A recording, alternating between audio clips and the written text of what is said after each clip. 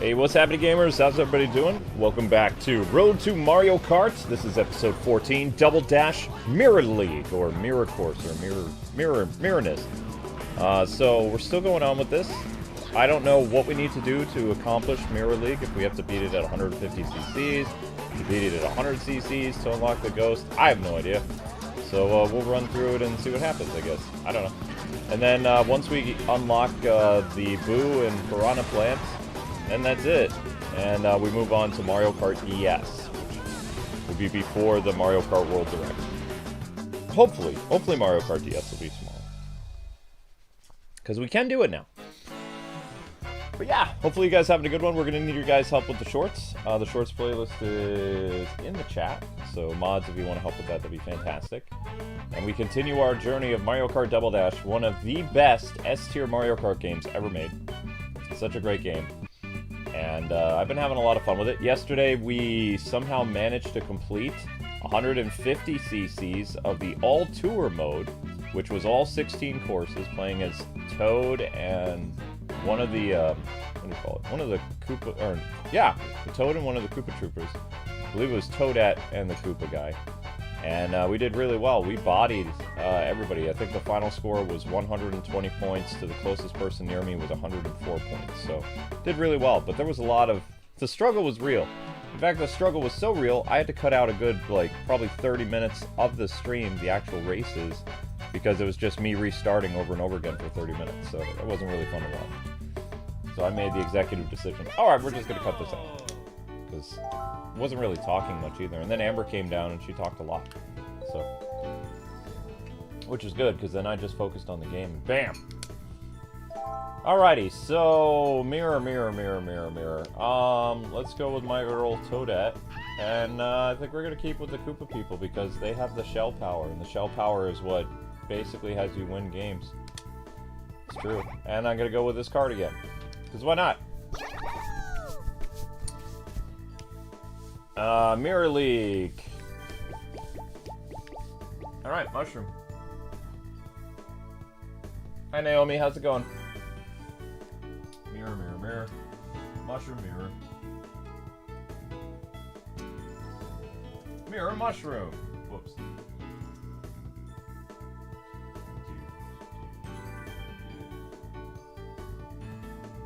Gonna be hard to play Mario Kart 7 and Mario Kart DS? What do you mean, Peter? Have you been gone for a while, buddy? Because I finished it, like, I was up all night a week ago, and a friend of mine was helping me get the capture card working. I even have a, what do you call it? I have a YouTube short showing it in action. It works fine. I have a 3DS charger charging the system again, which I need to unplug because it's been charging for days. The only thing that's going to be difficult about it is it's not going to look as pretty as this. I mean, this is full screen. 3DS is a big, like, block, and then we usually make a, like a Photoshop image to cater around it, so it looks nice. Like a little shell, almost. Other than that, I mean, it's fine. It's just... It's not like I'm playing the original 3DS that is a box design. It's the very comfortable new 3DS. And things like that, so... Yep, I know where the black beans are. After this stream, I'm having cereal, and then yeah, and then later tonight, I'm gonna have taco salad. But cereal's always the first meal of the day. Go!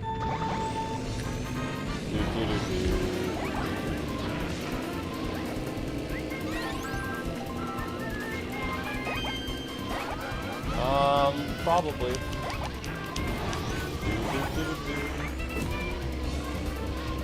So for whatever reason, I was scouring the internet to make sure Nintendo wasn't like inserting their foot in their mouth again. And I came across a bunch of Reggie videos and I was watching Reggie again and I just realized how amazing of a CEO he was. And also, I see some interviews with him after he retired. I got his retirement wrong because Reggie, he wasn't really around in the public eye. After the Switch came out, Doug Bowser, the VIP, was like very prominent out in the open, as well as they had a new Japanese guy take over the Nintendo Directs in 2015, and that gentleman is no longer doing it anymore. But he took over for Iwata, and Reggie did, like, for the rest of 2015 and early 2016, Reggie came back and he was the Nintendo Direct guy, which, among all his other responsibilities, is kind of impressive. But, like, later on in his career, he stops appearing in the public eye, really, and only Doug is really around. So Doug Bowser was in the public consciousness for a couple of years before Reggie announced that he was his replacement. But Reggie was talking about, I was watching some of his interviews of late, and he's never said anything bad about Nintendo. He just says that Nintendo is a different company now, which is the sentiment that I've been saying as well. I've been saying the same thing, that Nintendo's not the same company anymore. And it turns out that Reggie did a lot. Like, in order to keep morale high with his staff, they didn't call Nintendo employees staff or employees, they called them associates, like at Nintendo of America. And also, associates could schedule time to have, like, either dinner or lunch with Reggie, and Reggie would come out of his office, and he would meet with the staff and talk with them, like, meet with the associates, as well as they had, like, they had company barbecues. Like, he really made togetherness a thing at Nintendo. Like, he was a really good boss. Just like, you know how Iwata cut his pay so none of his employees would be let go, like the 2 times he did that. You know, they were both CEOs that really cared about their employees, and just, like, you know, also they cared about employee morale. So I thought that was kind of cool, because I never knew that. Like, I knew, like, people, I was trying to remember why Krista and Kit, who we know from, they used to be the community managers at Nintendo, as well as they were the face of Nintendo Minute. Which was a show that was never a minute, but it was a thing that Nintendo did during the Wii U, or something like that. So anyway, Kit and Krista always told us that Reggie was the best boss ever, and we never understood why, because it's like, well, he looks really nice, and he's very charismatic, but it turns out that he actually went above and beyond the Call of Duty to spend time with his associates every day. I mean, that's really cool. Yeah, that would be like the President of the United States having lunch with, like, his security detail and all these other people, you know, instead of just doing whatever. He takes time out of his day to spend time with the people that work for him. That's just a really cool thing. It's like a king, you know, hanging out with his subjects, like, type of deal. So Reggie's just, like, top class. But anyway, he was talking about how he doesn't agree with, like, the price of the games. He never dismissed the price of the system, because he's doing interviews right now because people are reaching out to Reggie because people miss him. And he's like, I would never, you know, change retirement for the world, because he says, I get to spend time with my wife and kids. And he says, you have to remember, for 15 years, I was the president of Nintendo. So he says, I missed a lot of my kids almost have grandkids now. You know, my wife and I are enjoying our retirement, and I gave up a lot to travel the world and do all this other stuff. So I'm never coming out of retirement. He says, retirement is great. But he says, I can remember all the great times, and, you know, I can remember the difficult times. He says, people think Iwata and I were super close. He says, we disagreed a lot, but we did it in a way that was very civil and respectful, but they didn't share the same ideas as me. And they didn't understand why pack-in games were important for the Western market, as opposed to they never did in Japan, because it's a very important thing for them to be able to sell their games and make money off it. They don't like giving a free product. It's not something that they like doing. So. Yeah, I did see a video saying Reggie isn't happy about, like, basically the little, like, thing that shows you how to, about informational game about the Switch 2. He's not happy about that being $10. I'm guessing he kind of wishes it was free. He also doesn't like it. He talked on his Twitter. He says, I don't think that having, it's the same thing I said. He's like, I don't think, like, having players go to a museum and learn about a bunch of stuff, what the system can do, instead of experiencing themselves, is really a good idea. He says, now, if you were doing something that was fun, he says, you could argue that, yeah, you could spend money for it, but it's like I called it a museum. Because it is a museum. You walk up to exhibits, and it's nice to hear an executive say games are supposed to be fun. Yeah, he still says fun a lot. He says the most important thing about Nintendo when he worked at it was creating smiles. Creating smiles and fun experiences. Yeah.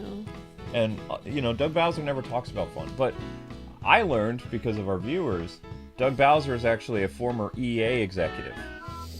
Yeah, that makes a lot of sense. And the president of Nintendo is a business executive. He came from different businesses in Japan.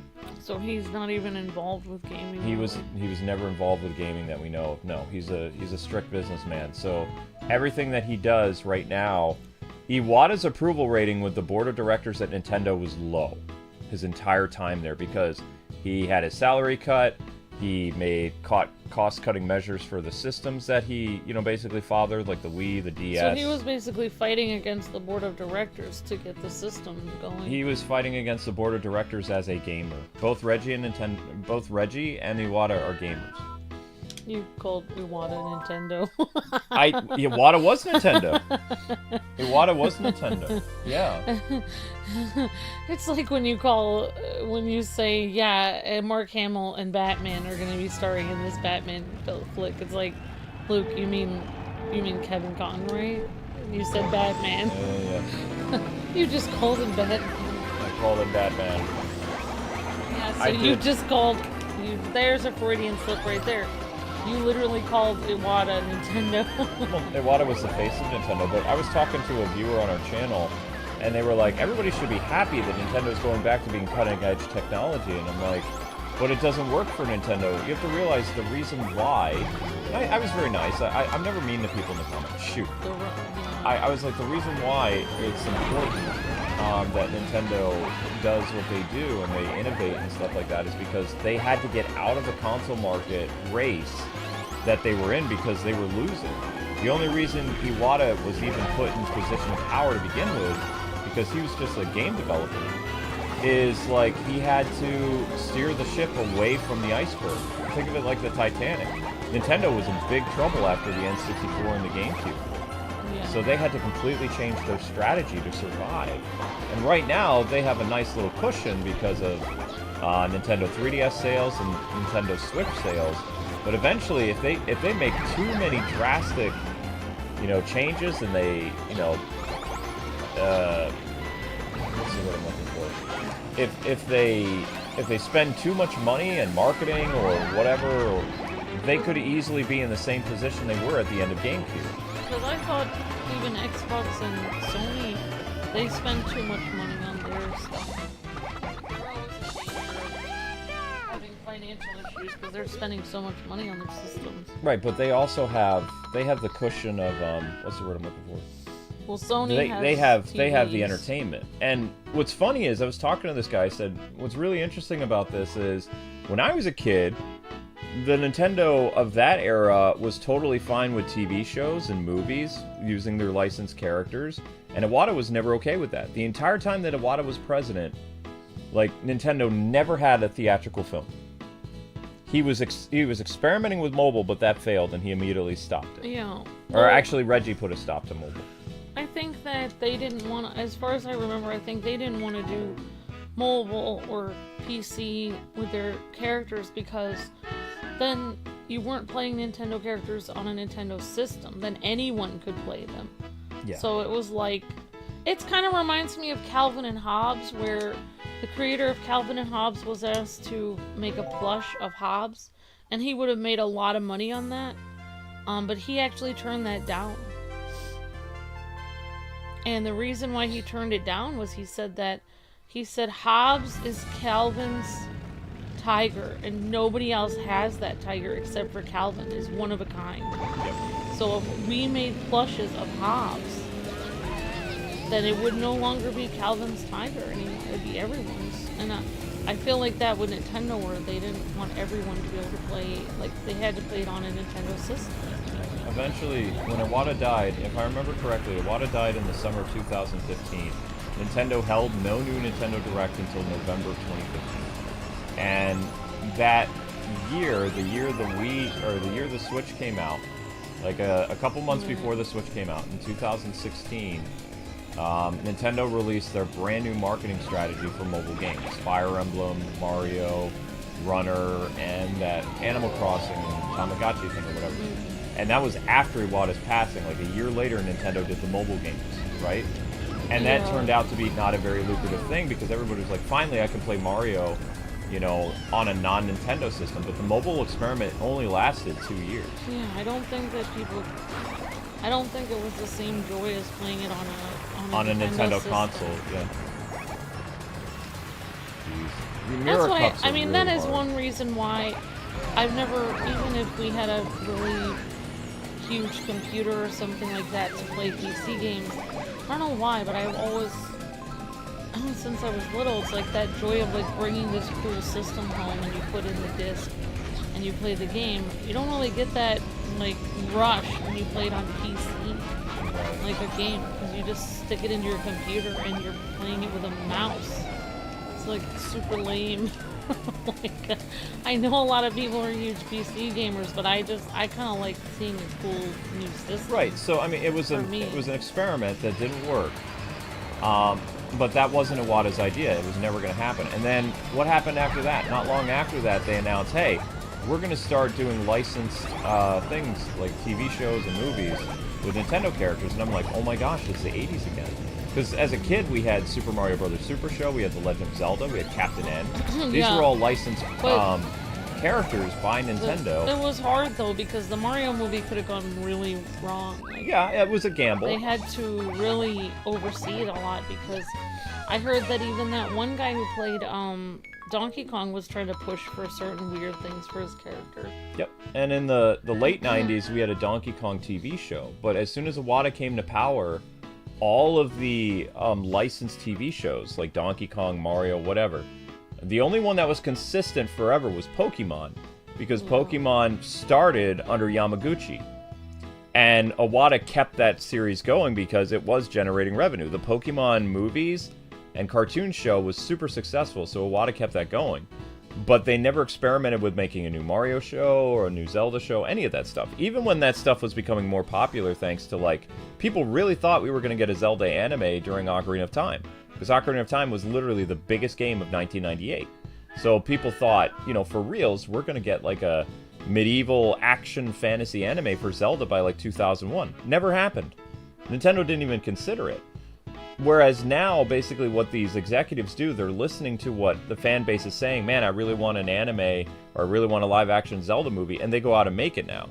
Whereas before, they were super cautious about, we don't want to do anything to impact our brand. But there's theme parks now, there's a Nintendo World Store, there is, like, all this other stuff, like, you know. Yeah. And I believe the Nintendo World Store did start when Iwata was still alive. Like, he approved it. But I don't remember, because, like, the last time we ever see Iwata, we don't even see him in the flesh. We see him as a puppet in the 2015, like, Star Fox reveal. Which, you know, turned out to be a terrible game, but apparently Iwata liked Star Fox Zero. I hated it. Oh, wow. I did not like Star Fox Zero. I don't know why the controls are so weird. Because everything had to be motion controls. Iwata liked motion controls. And gyro stuff. Also, he was really good at it, apparently. Oh, okay. Yeah.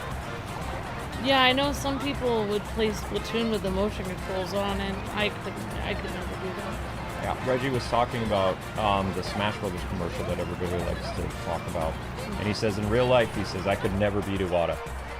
He says, that was just a marketing video. He says, Iwata always destroyed me in Smash Brothers. He says he was scary good. Him and Sakurai were, like, really awesome to watch fight because they were both so good. But, of course, Iwata couldn't beat Masahiro Sakurai. Oh, wow. But they were very close, Sakurai and Iwata. They were best friends. They were basically best friends that worked at the same company for so many years. Mr. Yamaguchi is very strict, and I grew up in the Yamaguchi era and the Iwata era, says Miss Tiana. Same. Seems like we're back in the Yamaguchi era again. The only difference is that Nintendo's new dad isn't as strict compared to Mr. Yamaguchi. Yeah, that's true. He also, I mean, Mr. Yamaguchi allowed his IPs to be used in television and, you know, merchandise and stuff like that. And the same thing with this new guy. Hi, Crossfighter. How's it going? Thanks for the help in the chat. You're doing good. Awesome. Yeah, we're doing pretty well, Crossfighter, but no, not as much stress anymore with taxes.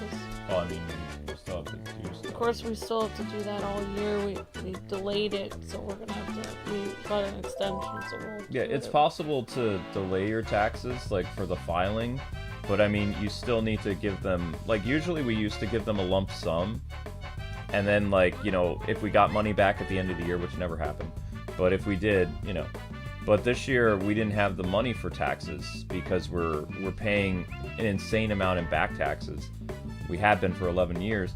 So when the expensive hardware we had to get to protect our internet, because we had like 300 DDoS attempts or something over time, and it was killing our channel. So we had to do that. That was expensive. We had to do we had to stop the eviction from happening, so we'd have our apartment cleaned from top to bottom. That was expensive. We had to have a maid come like every other month, like just because we never knew when they were gonna, you know, come and be like, yeah, random inspection time. So there was a lot of stress in 2024. It was a tremendous amount. Is mirror mode done? Kaya wants to know. No. We're still going, Kaya, and good to see you. Hope you're having a nice day. Nope, we're not done with mirror mode. Once we complete mirror mode, then we're gonna do Mario Kart DS tomorrow, which is gonna be interesting. That was the one where you could customize your karts, I believe, like mix and match stuff. I think that's how it was. Yeah, and we're glad to hear that your dad, I think, is doing a little better, Miss Deanna. I'm glad to hear that. I mean, the pink part is nice, but it's not very good. So we're gonna stick with the blue one. We're gonna stick with this team because this team is unstoppable. The reason why you want to use Koopa and Toadette is because they have access to the shells. Like, he gets 3 shells, the Koopa guy, and then Toadette, or Toad, has the ability to pull out a golden mushroom. It's very rare, but it does. Yeah. It does happen. Hi, VG Shine. Hi, Lost Fighter. Hi, Miss Deanna. Hi, Kaya. Hi, everyone. Hi, Juan. Hello, Agent 8. Hi, Cassie.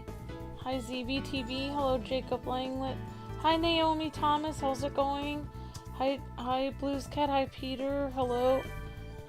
Supersonic. Hi, everyone.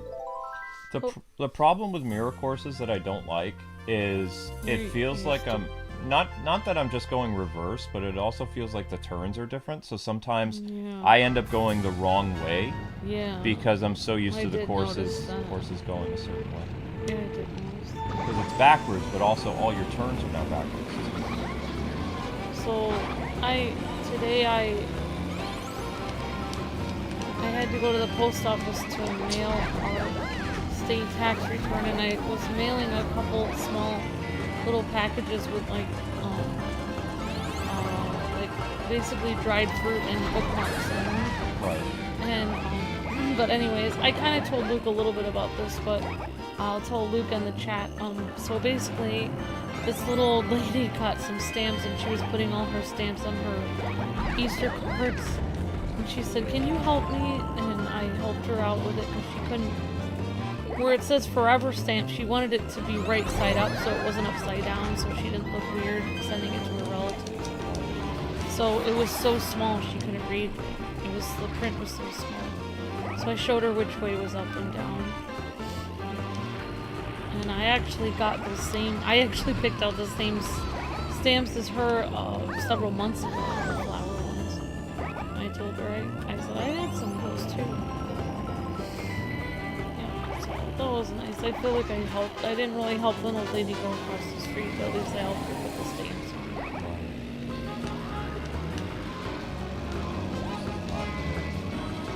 Whoa! Nope, let's see, that's fake. I don't think we're gonna catch up to the guy in first. Not this guy. Whoa! We might have to do this race again. I'm not sure though. It's gonna be very, very close. Yeah. You're doing great, honey. Hi, Alpha. Whoa! Hello, longboard guy.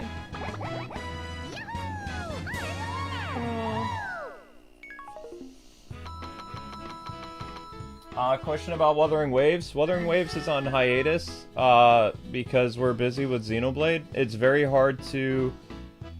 what's the word I'm looking for? It's very hard to do Wuthering Waves and Xenoblade at the same time because both of them are very long streams. Both Xenoblade and Wuthering Waves streams end up being 4 hours long just to hit 1,000 views. And it's a new thing I've discovered, that it is possible to get a series that's underperforming up to 1,000 views.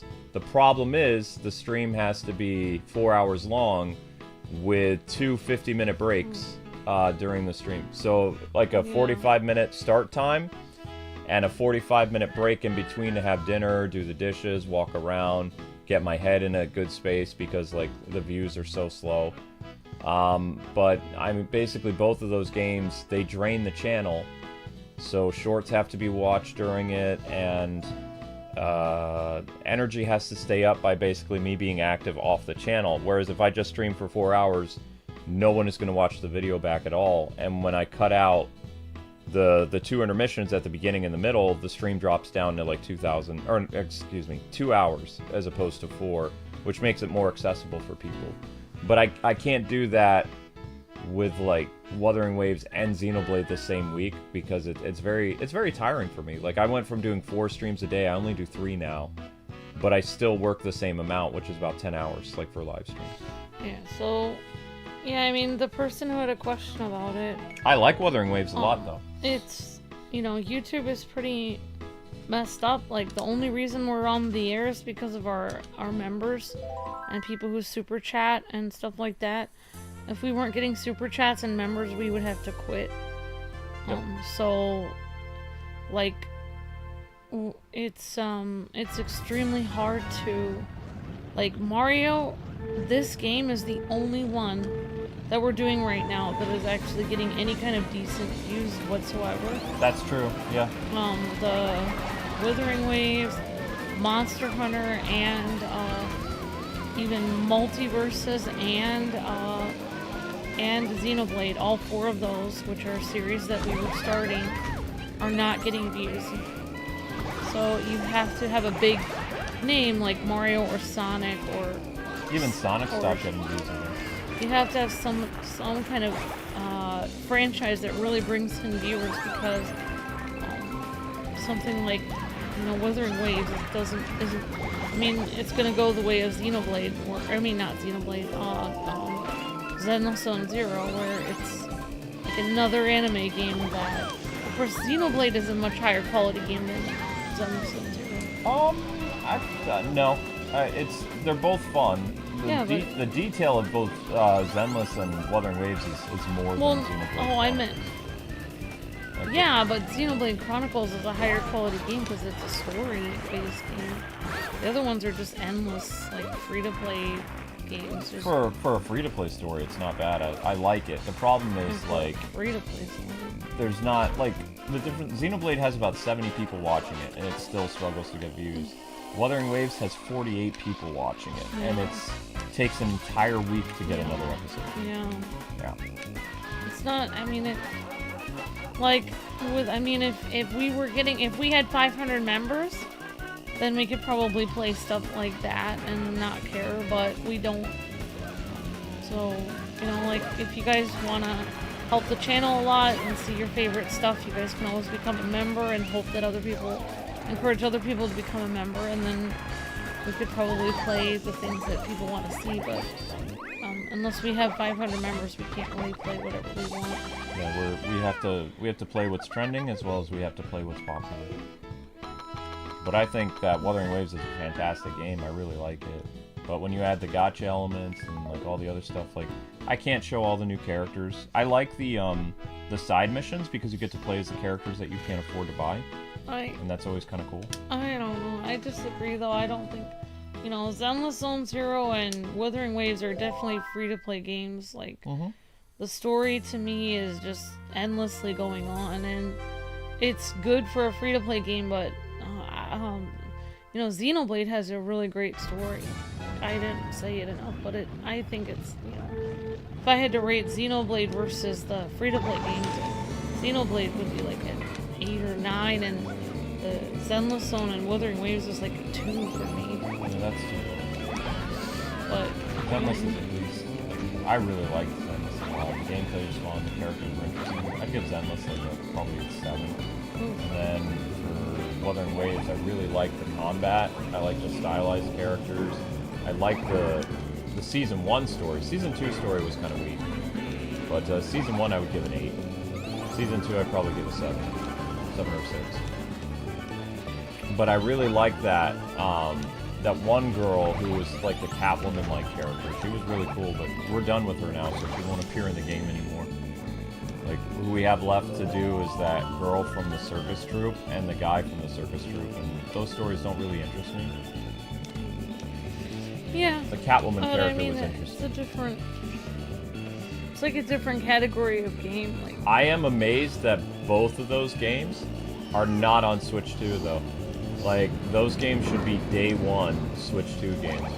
Because, same thing with Marvel Rivals. Like, Nintendo, I don't understand what they're doing, because those would be very easy to have on the console. I mean, Marvel Rivals actually really surprised me. I really thought we were going to do 4 episodes of that and then be over, because I really didn't see 70 episodes later. any point of just doing the same thing over and over again. I thought it would be, the content would be gone pretty You soon. thought it would be like Overwatch, a couple months of it, and then it'd be done. Yeah, because Yeah. people got pretty tired of Overwatch at the beginning of it, and it was just me endlessly just doing the same thing and people yelling at each other. It was the same. Overwatch was almost the same amount of people as Among Us, which was very much. It's just Among Us is a tablet game, so it's like, or mobile games. I'm surprised how long. The Marvel Rivals really did something different with their game than Overwatch, because they added a lot of things into it. They added comic books where you can read them. They added lore. You know, I'm sure that there was lore in Overwatch, but I guess I didn't care about them. I thought there was like cutscenes in Overwatch where they had character stuff every once in a while. There was yeah, it was kind of like Fortnite where they would have a cutscene with a new character. Yeah. But yeah. But Wuthering Waves was always done the past 2 months when there was no new content, because it was a brand new January game, wasn't it? Yeah. Something like that? Yeah. I mean, you guys have to remember, like, we cover a lot of new games. I mean, it's only gonna depend on how many, it's gonna depend on how many people were watching it and how fast it got to 1,000 views. I mean, we can't, We're still waiting. Like, the only new game we'll be doing this month is Fatal Fury City of Wolves, and that comes out right after we get paid. So we'll literally use, as soon as the money's in our bank account, or not our bank account, as soon as our money's in our, like, digital account, we're gonna use that to purchase the City of Wolves, which is the game with Terry and Mai. I have to say, even though that last episode of Monster Hunter didn't get a lot of views, I do think Monster Hunter is like an, 9.5 or 8.5 game versus, for me, like, I think it's a much higher quality game than the anime Oh yeah, of course. free-to-play games. Monster Hunter's a 10, yeah. So, yeah, like, for me, I don't know why that is struggling to get 1,000, because as soon as we're going to get 1,000 views on Monster Hunter, we're going to continue that and play that together. I think that was a fluke that one episode got 800. It's now at 900, almost 930, so, I'm just going to have to share that on every social media thing, because it looks I've been sharing it for like a month, and it's never gotten any traction. No, we need to continue it. Like, we might have to make an exception and just continue it. Okay, but it's just... It doesn't work that way, because Okay. I already said okay. Then I guess we won't. Until that episode gets 1,000, the next episode's gonna struggle even worse. I understand. Yeah. Just like the Mario Kart ones seem to average around 1,000, but if they start to dip at 800, then the next one's gonna be 800. Yeah. But you guys have to realize, like, we've done a lot of new games that we didn't continue. We did Pal World. That could have continued. We did the Disney Villains Cafe, and that got more than 1,000. That's a very taxing game, though. That was a lot of work. I would have to watch, like, Cruella de Vil or something to match her voice, though, because a lot of those are Disney villainesses, and I don't remember how old. The only reason why you had people watch it is because, like, it was a brand new release. Like, that was on the Nintendo Direct that day. I think people would watch it. I do. I think you did a good job. It was like that same thing we did with that Sonic thing where Sonic died. That was a sponsored thing. Yeah, I know, but that still did get over 1,000. Anyways, yeah, you have to realize, like, it's like It's like, okay, let me explain it. So, us saying, if you get 1,000 views, then we'll continue it. You know, it's like a mom saying, well, if you guys pitch in, then we'll be able to have a pizza party. Well, it depends on how much people pitch in. You know, like, if everyone sort of pitches in, but then it was, like, excruciating to get everyone to pitch in. And it was a nightmare, and it was really hard, and people finally pitched in at the last minute. It was super stressful. Okay, we had the pizza party, but we'll probably never do that pizza party again because it was so stressful. That's kind of what games are like. You know, like, yeah, if it gets 1,000 views, okay, we'll do another one, but then we might discontinue it just because it's so much work to get people to get to that 1,000 views. Yeah, like I've been, I really love Suikoden a lot. I've canceled the 6th episode several times because I just don't have the energy for it. Because, like, I'm noticing now that people watch uploaded videos in the morning on Nintendo News, and like after a couple days I can get 10,000 views, whereas like almost a 5-hour live stream of Suikoden, you know, hoping and praying somebody gives a super chat so it earns something. Because if I stream for 4 hours and it gets 1,000 views, I made like $5 after 4 hours. You know, it's the longer it takes to get 1,000 views, the less we make. And you know, it becomes, then it's like, how do I get enough sleep and even to do the evening streams? Like, it's Suikoden is, I'm starting to wonder if Suikoden would perform just as well as if I did like a surprise stream sometime at night, like I did with Gotcha Force or with the Dragon Crown thing, like where it's like a mystery stream and boom, there it is. I don't know. Like that's the thing. I have a lot of games I would love to play, but the hard thing for me as a Shadowban creator is how do I get people to watch it? Because when I set up streams in advance and people see, oh, this game is coming, they choose not to watch it. So the same group that watches Mario Kart doesn't watch Xenoblade. The same group that watches Xenoblade doesn't watch Dragon's Crown, doesn't watch Scooby-Doo. There's so many thousands of people on this channel, and this is a problem with Variety, is they have particular taste and they don't support everything a content creator does. Usually a person subscribes to a YouTube channel for the personalities of the hosts. But in our case, people subscribe for the content of the games being played. So it doesn't go, there's maybe like 50 people that will migrate to every stream, but you need over 100 in order to get 1,000 views quickly.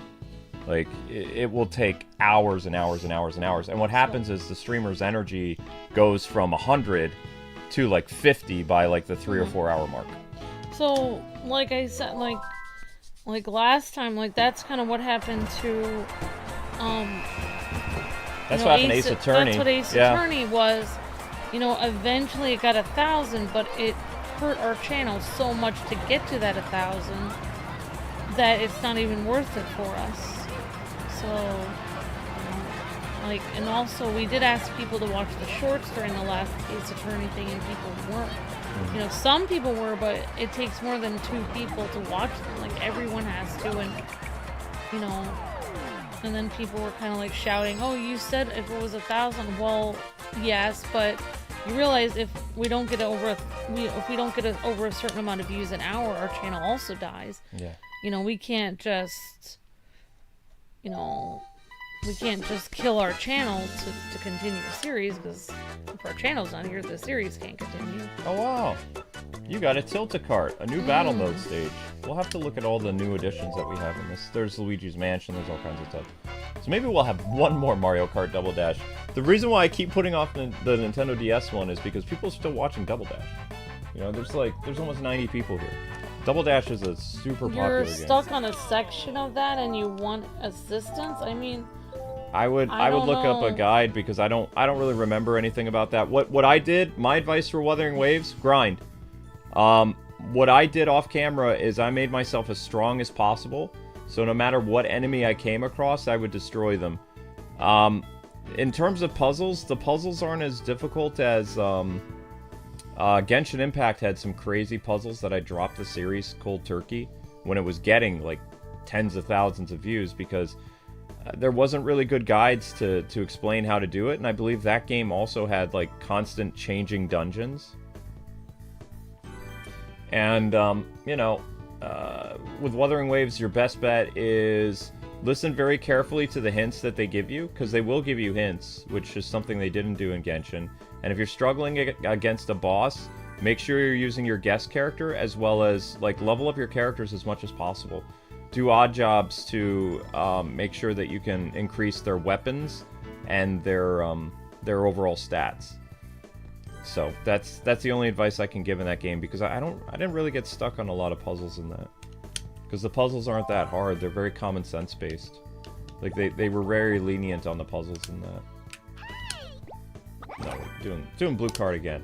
All right, this team is unstoppable. All right, Star Cup. Let's go Star Cup. Let's go.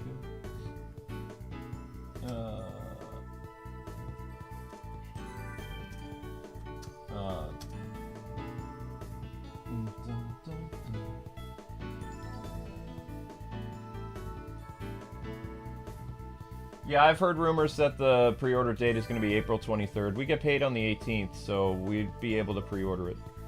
As long as it doesn't happen before the 18th. Like, we can only put $150 down on it right now, if it would happen. If they expect you to pay it in full, we can't do that until, like, around the 18th of April. And we won't be pre-ordering the Mario Kart game. We'll be downloading it, like, from the comfort of our home, because we can't do it. And there'd be no reason to pre-order it anyway, because, like, I don't even know why people would pre-order physical games anymore anyway, because digital is so easy. You just download the game, you know? You don't have to wait in line anymore. I know a lot of people don't like digital because they like the physical stuff, and also some companies remove the ability to play physical if you lose your password information. Yeah. But I like the aspect of digital because the simplicity of it and how easy it is to access new games. Whereas when I was a teenager, I had to stay in line in a blizzard in order to make sure that I got a new release, even if I pre-ordered it, because sometimes game companies like EB Games and Funcoland and stuff would give it to the first customer there, even if they had pre-orders.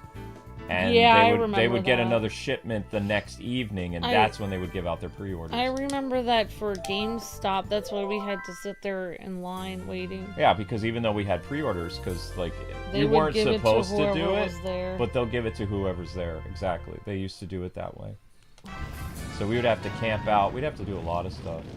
And I don't miss those days, because even as a teenager and a college kid, I did not enjoy staying out in the freezing cold on the East Coast to get a game. So when digital became more custom by, like, 2012, I relished in it. I was like, oh my gosh, no longer have to wait in line ever again.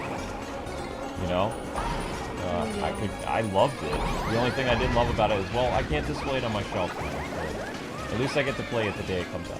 You could always get it later to put on. Sometimes. It depends. If I really love a game, you know, I might buy it physically, like an extra copy of it, just to keep it, like, unopened, but that's very rare. Usually it has to be, like, a very beautiful looking box art for an RPG, or a Batman game or something, or a Smash Brothers. I don't tend to do it very much. I've only, in the past, like, 5 years, I've only gotten 20 physical games, where I've gotten 100 digital, you know? I just haven't felt like it. Like, the games that Amber and I really, really liked, like that Ninja Turtles thing, we have a Cowabunga collection thing for it or whatever. We have a special collector's edition thing. But for other stuff, there's no room for it. This is not the biggest apartment, so we can't have it filled with clutter. So there's no, we've already organized everything in the house to look nice. Yeah, they there's no expect room. us to. We can't have a lot of stuff on the walls here. I can't believe they said that my game collection looked cluttered when it was all organized perfectly. That really upset me. It was like, they're just finding things to nitpick. Yeah, probably. It looked nice. Alright, we have to do this again. There's no coming back. We're trying to find ways to kick people out. Yeah. Exactamon. Yeah.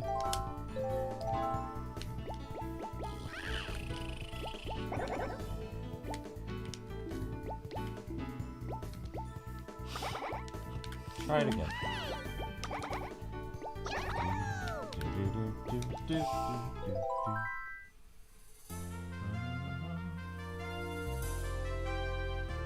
Remember standing outside? Yeah, I had to, even though I pre-ordered the GameCube, I had to stand in line for it. We have vlogs of ourselves standing outside for systems. We used to do vlogs. We're like, well, if we're gonna make money on this anyway, may as well record our misery. That's what our mentality was. Amber and I would sit there with hot cocoa. Sometimes you'd have to be there at like midnight the night before and wait till 7 in the morning. I think one of the systems we did. Yep. Because there were people camping out at 3 a.m., so you had to be there at midnight, so you'd make sure you were there first. The only reason we were there for the Batman thing is we had friends who worked at the store, so they let us in before they opened again. But they said, hey, it's going to be a 2-hour wait time till we open the store for midnight. You guys can hang out and play the new Batman game if you want. So Amber and I were taking turns playing Arkham Origins on the that's on that what that system. was. Yeah, Yeah, we were in the store after it closed. It closed at 10 o'clock or something, and then it was going to open 2 hours later. So they hung out with us. We were their #1 customer though, because we were spending a lot of money there because we were YouTubers. We got all the Skylanders from them, all kinds of stuff, Disney Infinity stuff. Yeah. We made that store infamous, like in the district. So they gave us, like an employee, they basically let us stay in their the store. #1 customer. We were their #1 customer, yeah. And they're like, the YouTube thing is really doing well for you guys to drop all this? It's like, yeah. I said, we get the figures, we record them, we get like 100,000 views, and it more than makes up for it. Yeah. Right. And they're like, that's insane. It's like, yeah, I know, tell me about it, because they're just toys. I said, this whole Toys to Life thing, man, this is pretty amazing thing. This is the future. And then 2 years later, it was over. Like, Toys to Life only lasted for like 3 years, and then it was gone. Like, it never happened. It was crazy, yeah. I lost again. Ah! Blah, blah, blah, blah, blah, blah.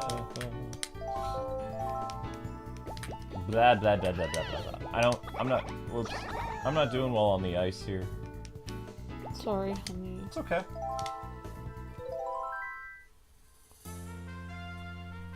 But yeah, we would, the PlayStation 4 release, we got the system that night, and then we streamed on Twitch for like 3 hours, doing knack or something. But we were sitting in the in our car. We weren't gonna stand in line because there was like some shady people there from Boston or whatever. But we were there at the midnight release for our system, and we got it. We were like the last person to get our system though. There were all these people hovering around and fighting over the system. We thought we were gonna get mugged. Yeah. So we sat in our car with the car locked, and we were sipping hot cocoa, listening to Christmas music, I think, because it came out like... I'm pretty sure it came out in November. I think as long as you showed up around midnight. Yeah, they would give you your system. They would give you it. But we were literally the last one to leave with the system. Because we didn't go in until... But you had to have pre-ordered it. Yeah. If you did pre-order it, then you had to be first. You always have to pre-order. Yeah, 100%. Always have to pre-order. It's like super important. So it's even really... if you pre-order it like the day before. But you might not be any pre-orders left at that point. My advice, if you want a console and you're pre-ordering it, never do it a week before. Make sure you at least pre-order it a month before, because the store will honor your thing. If you do it like a few days before, they're going to give it to the person that pre-ordered the earliest. Oh wow. Yeah. They tell you that a pre-order is guaranteed if you do it a week in advance, because they want the pre-sale. They want the pre-order sale. They make a higher commission on pre-orders and used games. But in order to honor the agreement, like you really, they have to do it first. you want to reserve it at least like a month before it comes out. Oh my god. Like, that's my advice. We used to put like a little bit on a system at a time, like $50. Yeah. You'd come in every week and put $10 or $20 on it. Yeah. Until the system came out. Well, yes, that way I knew that they would give me my system too, so I continued to give them pre-sales, because every time we opened it up and we, put more money on it, they would see, okay, this person has this paid off, or this person has $100 on it. They wanna deal with the whales first, the people that are the big spenders. And we would buy the console in like 5 games, so I mean, for that store, we really helped that store that day. It was like a big deal. And then when companies started to send us systems and games, they were kind of like, so we haven't seen you guys in a while. It's like, you still doing the YouTube thing? It's like, well, yeah, but companies are sending us this stuff now, and they're like, I see. So Yeah. we would be like, don't worry, we're here to do a giveaway though. They're like, what? Yeah, we're gonna buy like 3 copies of this game and we're giving it away on our channel. And they're like, oh wow. But you know, we weren't really there for releases anymore, because by 2012, 2013, like companies were sending us like tons of digital games to cover, or we were getting like systems and consoles and stuff. Or we were getting Disney Infinity sent to us. Like, Disney was literally sending us, like, this huge package. Our PR guy was amazing, like Tony was. Once a month, we would get this huge gift package from Disney that was chock full of all the new figures that were coming out. So we didn't even have to... Once in a blue moon, we would have to go reserve a figure at, like, EB Games or Toys R Us or something. But for the most part, I mean, both Skylanders and Disney, which was weird. Disney didn't call us like a Disney creator, but they gave us like packages to cover the games. But they never counted us as a Disney Infinity creator. Like, we never got invited to those things like we did all the Skylanders. Because Amber and I were Skylanders brand ambassadors from the time of Skylanders Giants, which was the second game, I think, until Supercharged. So it was like 4 games with Skylanders out of the 5.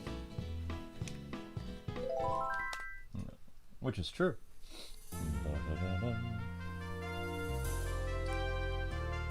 It's always fun to reminisce in the past. It was, you know...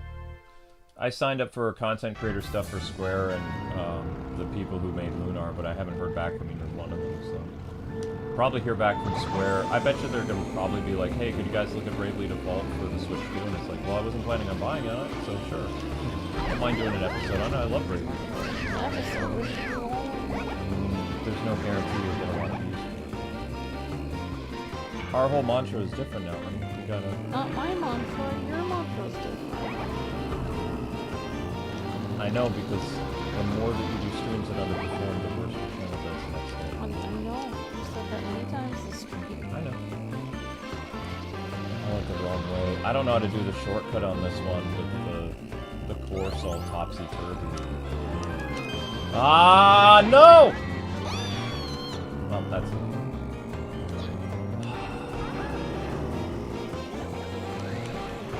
Dang it. Well, that might be. This is so backwards, I don't know where I'm going. Like, there's usually a trick to the race,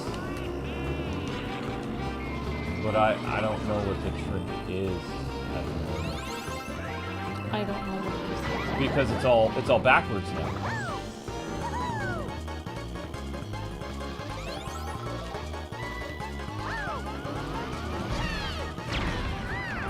This is only the second race. How did I get an egg? Ah!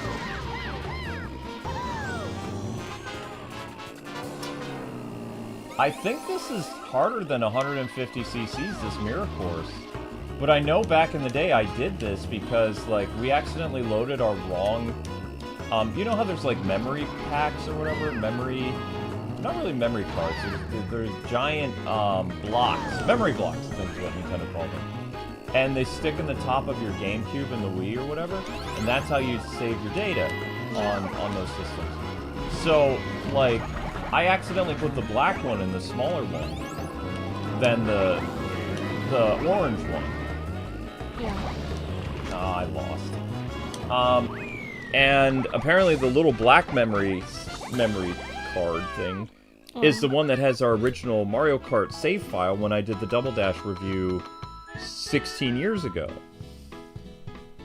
Because my original GameCube memory card was all white. It was known as a 1210. Yeah. And there was a factory default built into those. Because, again, Nintendo was just trying to get stuff out there. Like, people were like, oh, the memory thing doesn't have a lot. So Nintendo's, like, introducing the 1210 memory card, which you're able to fit even more GameCube saves. But the problem is it had a factory recall built into it. And eventually that white memory card that had everything from my really important save data from Gotcha Force, Mario Kart, Smash Brothers, the Sonic Adventure 2, all the medals and all the S ranks, whatever. All my really important GameCube saves from my entire GameCube collection was on there, and it became corrupted. So then I had to buy that yellow or orange, just like 16 times memory card, or 32, which is basically the Mad Catz version of the white small GameCube memory card. And I bought that, and it's worked great all these years later. But the original black one that I bought with the GameCube when it first came out still works. So the save file for Mario Kart Double Dash is still on there. Oh, what? Okay. That memory card, the black one, is over 20 years old. The orange one is 15 years old. Oh, wow. That's pretty impressive. Yeah. J-Dog wants to know if you can keep him in your thoughts and prayers because him and his wife are going through stressful things. Sure, of course. Yep. We will pray for you, J-Dog. 100%, yeah.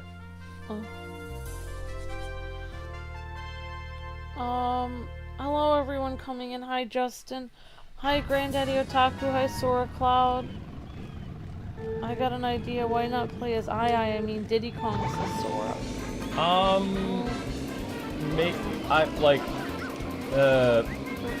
I like Diddy Kong, but Diddy Kong has a really lame attack. As long as I can play as the Koopa guy at the same time. I mean, I haven't really been getting golden mushrooms from Toadette or Toad this entire time. Just been getting shells. Granddaddy Otaku has a story he wanted to say. Sure. K-Wing, true story. I stood in a heavy thunderstorm the morning Final Fantasy X dropped. I would believe it. My brother wanted to play it, and I thought Titus looked cool. Yep. I was a wee lad back then, but I remember hating my brother for making me stand with him outside the game store waiting at 6 in the morning. Yep. Yep, that's how we used to have to stand out there at 6 earlier. Actually, well, because it was so important that we got it for our channel. You know, we've done midnight, we've done 3 in the morning. Yep. I've had to go sitting out there in the dark and just basically just endlessly listening to hours of video game music. And then if I saw someone going near the door, I would rush up there to make sure that I was first, and then I would stand there. Amber was the one who actually picked up the Switch, because we were out of the Nintendo Brand Ambassador program, so they were going to give us a Switch, and we were banking on that, and they said no. So, we pre-ordered the system at EB Games just in case, because they said they may or may not send us a Switch. Because all the brand ambassadors were getting it, the day that it happened, so... Yeah, we weren't even sure if we were in the ambassador program or not. Right, because they had ghosted us, basically. So what Amber and I did is we reserved it, and we paid it in full at our local GameStop. And then when it turned out Nintendo wasn't going to do it, we hadn't been there for a month, but it was paid off. So Amber went and she stood in line, and she's the reason we got the Switch. What we used to do is we would pay off the system, and then if for some reason we got the system from the company, then we could just transfer that to other games. Yeah, because we were... That's what we used to do. We were live streaming something that night because I wasn't there with you. And then, as soon as the Switch came, we live streamed on our YouTube channel, I believe. But we did used to, if they would give us the system... Yeah. Then we would actually, if we didn't need it, then we would actually use that money and transfer it to other things. Yep. On our pre-order. Yep. So that actually worked really well, so we would actually never lose the money for pre-ordering. Yeah, we actually, when they would do pre-sales, we would move our money from another game that we already, because they say, they don't like you doing this, but you can move your money over from pre-order to pre-order. So, if you reserve a bunch of games, let's say you put $50 down on a game, you only need, $10 to keep the pre-order. So we would move, every once in a while, if we didn't have a lot, we'd go to the store and we'd move the money over from another pre-order that had more money and be like, we'd like to take $30 from that pre-order and put it toward the system. And the game store would do it. They just would grumble about it. And then we'd also be like, okay, and we're also picking up these 3 used games. It was we gave them pre-order sale, plus we gave them a sale for used stuff at the same time. Yeah. And that's how they really liked us at the game stores, is because as a person who worked at those stores for years, I knew all the ins and outs of how a company makes money and how the company gets, how the district pays attention to their sales. Yeah. So we would not only pre-order something, we would also buy a used thing every time we went into the store. Yeah, Luke would have me pick out a $10 DS game or something. Yep. That's how I got Civilization. That is how you got Civi. It was my favorite game ever on the DS. But I even called our old game store that we used to shop at in Pennsylvania, and I was like, hey, do you guys have any idea when the Switch 2 is going to be for pre-order, like at your store? And they're like, we have no idea. And even the mom and pop store, which I can't tell you guys the name of, I've called them and spoke to them on occasion too, because we're a pretty decent customer over there. And it's like, do you have any idea what the street date for this thing is? They're like, nope, we have no idea. They said, we're all waiting on Nintendo. And it's like, this is insane. They said, yeah, it is. We've never done pre-orders for a system a month before it comes out. This is horrible. So they don't like it. The retail people are not happy with this. Yeah, this is crazy. It's going to be crazy, so we probably are going to have to stand in line and all kinds of stuff. Yep. Because I don't want to stand I know. in the rain. I'm pretty sure that you have to, oh my gosh! I'm pretty sure that you have to, with the... Wow, that's crazy. I'm pretty sure with the Switch 2, you're gonna have to, where are we going with this? Switch 2, not only are you gonna have to stand in line, but you'll probably have to pay it off in full. Yeah, probably. Like, Nintendo is not said on their website when they do pre-orders, May 8th, if you have to pay for the entire system through them at once, or if they accept, like, little payments. Because the game store, if the system is, like, $200, you have to put at least $100 down on the system. If it's, like, that's how they do things. Yeah. You're allowed to put a little bit of money down on a game, but the system itself, you have to put half the cost of the game down. Or the system. That's just the rule. Yeah, that makes sense. Right. Sort of. So I don't know what Nintendo's going to do. They might be greedy enough to do the Best Buy thing, which is pay the entire thing in full. I always thought you only had to pay $50, no matter what it was. No, you have to do at least 100 per game console. That guarantees you on release day. $50 just guarantees that you'll get it during launch week. I see what you're saying. That was the rule. I don't know if it changed. But I worked at Game Store in 2000, 2001, 2002, and then I did, then I came back when we were in Boston. I worked at EB Games again because I couldn't get another job. So then I used my stuff from when I worked at there to get hired. Because it was like, yes, I've worked for the company before. You can call my old boss located here in Rockford. Yeah. Shoot. I have to start over. Sorry. This is essentially 150 cc's. That's it. Gotta do it again.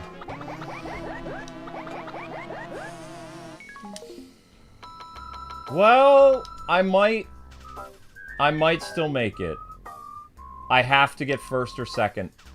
If I don't... Oh, I still won. Never mind. I barely won. I barely won, but I won. Well, it's because, Jessica, it's the opposite. So the course is flipped. So that means, like, your brain is used to driving it a certain way. You've memorized... Because I've been playing this game now for 5 days. So I've memorized the course layout, and then they flip it. So all the turns, as someone who's dyslexic, everything's reversed. So it's like, in my mind, I know it's reversed, but... Or in my eyes, I know it's reversed, but, like, my mind doesn't. So it's a harder struggle for me when things get switched. Yeah. Whereas somebody else probably will be able to adapt really quick, but as a dyslexic, I can't. So it's harder. Everything's, like, backwards. Like, even more backwards. Oh my gosh, we did it! PD Piranha and King Boo.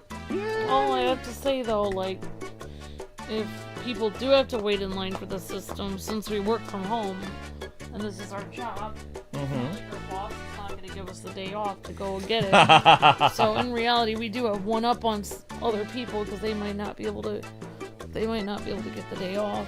Of course. But yeah, I don't feel like standing in line at like 3 in the morning.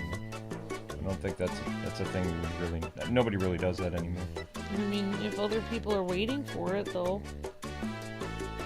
would force 4 in the morning, then you'd have to get there at 3, so you'd be there first. Just there. I don't know, I watch The Nanny or something on my phone. If you're still watching The 4 hours. Nanny next month. I'm watching whatever makes me laugh at the moment. You said like a king talking to his peasants. I was thinking that the Fran actually, that movie where she made that dictator nicer, that was exactly what he did. He originally didn't talk to any of the peasants in his country, and then he started saying hello.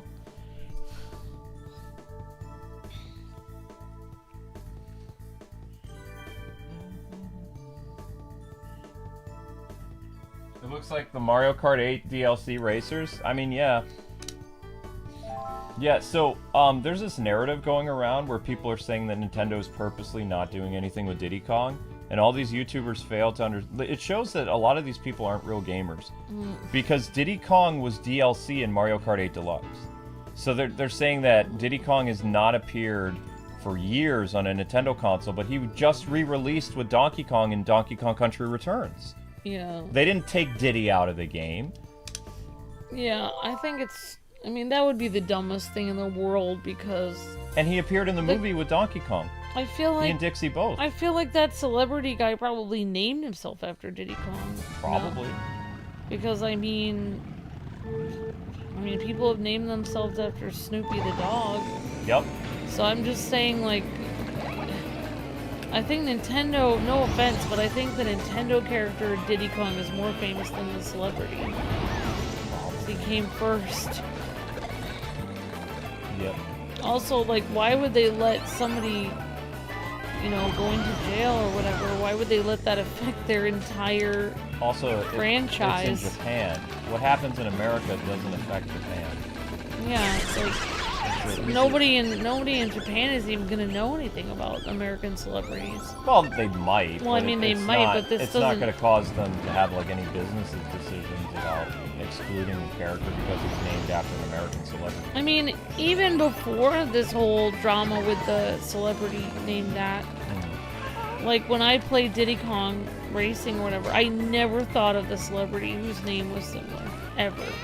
When I was playing as Diddy Kong, it just happened to be a similar name. It's like saying, because your neighbor's name is Joe and your dad's name is Joe, then somehow, oh my gosh, now I'm associated it together. It's like, but there's so many people named Joe. It's like, I just think it's just a name. I'm sure there's other people with the name Diddy. There must be other cartoon characters.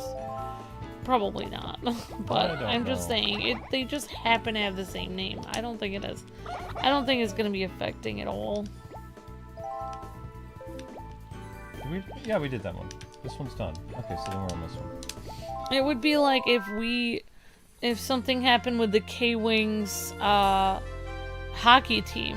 Like if there was a scandal with the Kwings hockey team, and people were like, "Oh, are you guys gonna change your name now?" It's like, no, why would we? Just because something happened to somebody with the same name, it wouldn't affect us. It has nothing to do with us.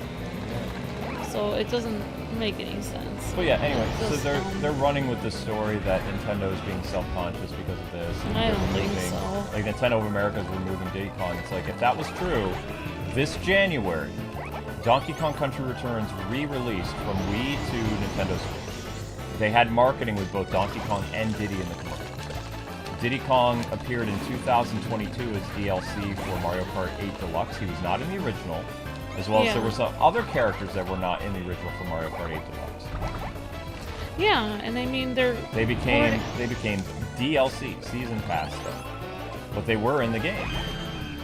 Yeah, so like, if it was just recently released, I mean, if it was, I don't remember when it was. Yeah, like you said, a certain year. I forgot what year you said it was released as DLC, but it's like, yeah, it just doesn't. It's just dumb. They are obviously doing things with Diddy Kong. Right, and it's like I told you. I said before these guys. Shoot! I did it again.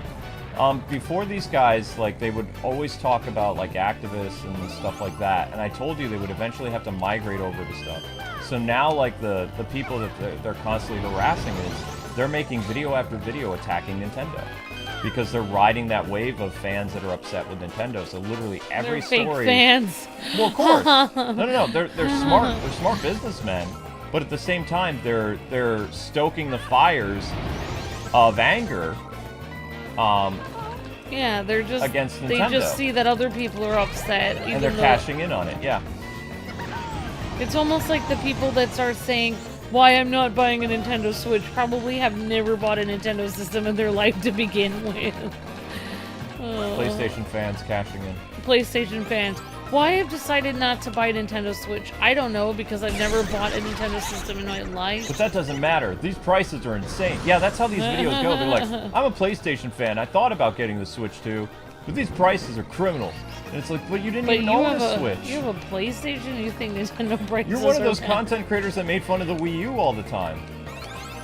It would be funny if you had a video of somebody who's like, I'm not getting a Nintendo Switch 2 because I've never played a video game in my life. I mean, so I decided not to. If this was the year of video responses, yeah, I would make a lot of video responses.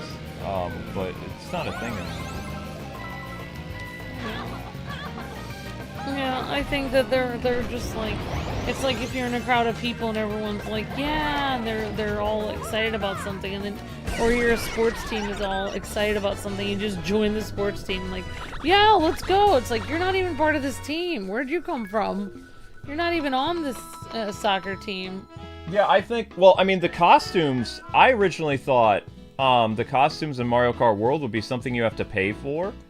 Apparently, they're power-ups that's in the game.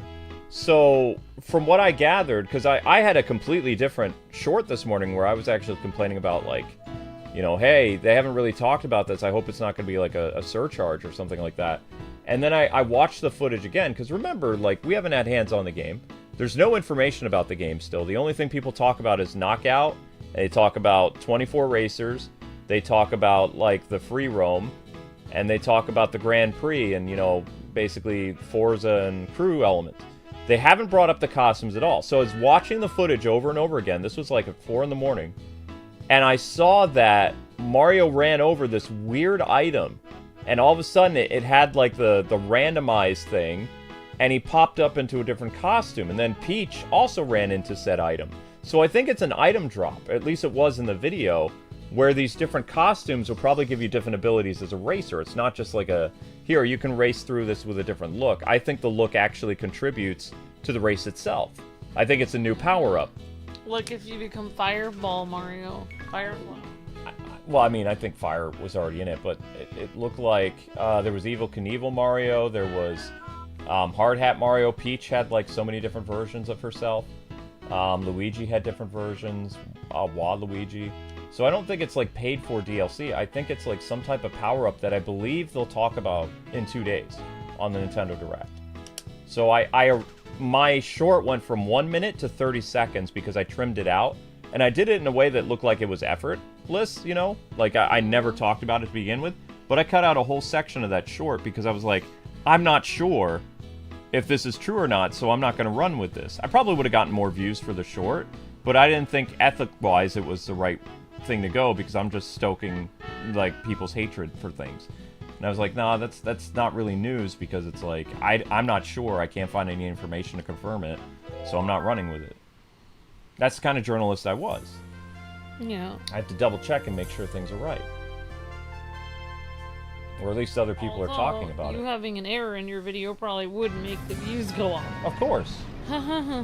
But then you have the wrong kind of, like, people say there's no such thing as bad PR when you're getting any type of feedback, but that's not true. Like, you can actually mess up your reputation where people won't even trust you as a source anymore. Yeah. So it's like, True. You could end up in the same boat as Kotaku. You know, not being trustworthy, because trust is a very important thing that you have with your audience, as well as what you have with, like, people who use you as, like, a source. Like, Kwings said this. Like back during the Arkham days, like for the most part I was 90% right everything I reported on, but I was wrong about the Michael Keaton Batmobile situation.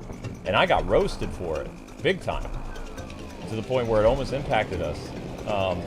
But people are still talking about me. I was getting thousands of subscribers, but at the same time it wasn't good subscribers. There's people there that were there to harass me and all this other stuff, so. You have to make sure that when you report on the news that you're as spot on as possible, or at least you're very vague about things, so that you don't come across as like confirming something that isn't true. That's the secret to being a good reporter. Is either you have to be very vague, or you have to make sure that, you know, your information is as correct as possible before you jump with the story. So I basically spun it around to, like, I'd really like to see DLC or like some type of season pass and guest characters like Link and Zelda and all this other stuff happening. That makes sense. Yeah.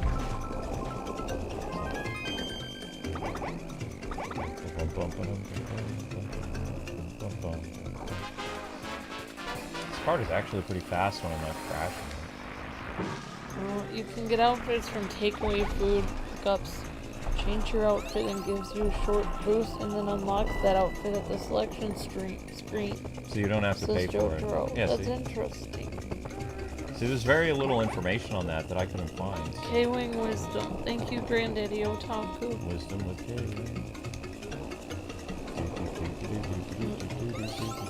Today's tip of the week. Don't stand out in the rain with an umbrella. No! Shoot!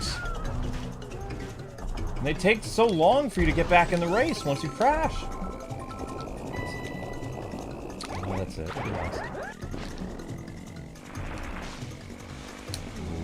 You are the best journalist to me, says Mr. Zaki. Thank you, Zach.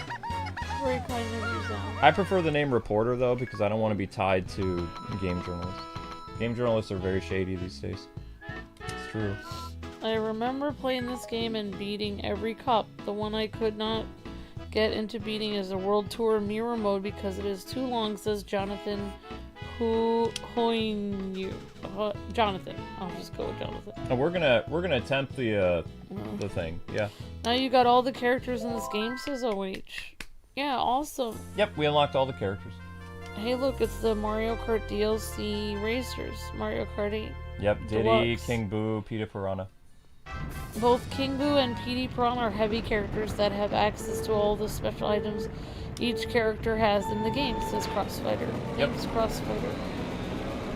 The main Nintendo store takes payment 30 days before or 7 days before, depending on what it is, and it is in full, says Jojo. Yeah, that's what I figured. It's just like Best Buy. I'm gonna be pre-ordering my games from the GameStop website, says Timmy, instead of going to the store and doing it. So you're gonna have it delivered? Website. I would recommend doing it in person. That's your best bet to get a system, unless you do it through Best Buy. Best Buy will send it, but GameStop always goes through the stock they have in their store first. That's just what their company does.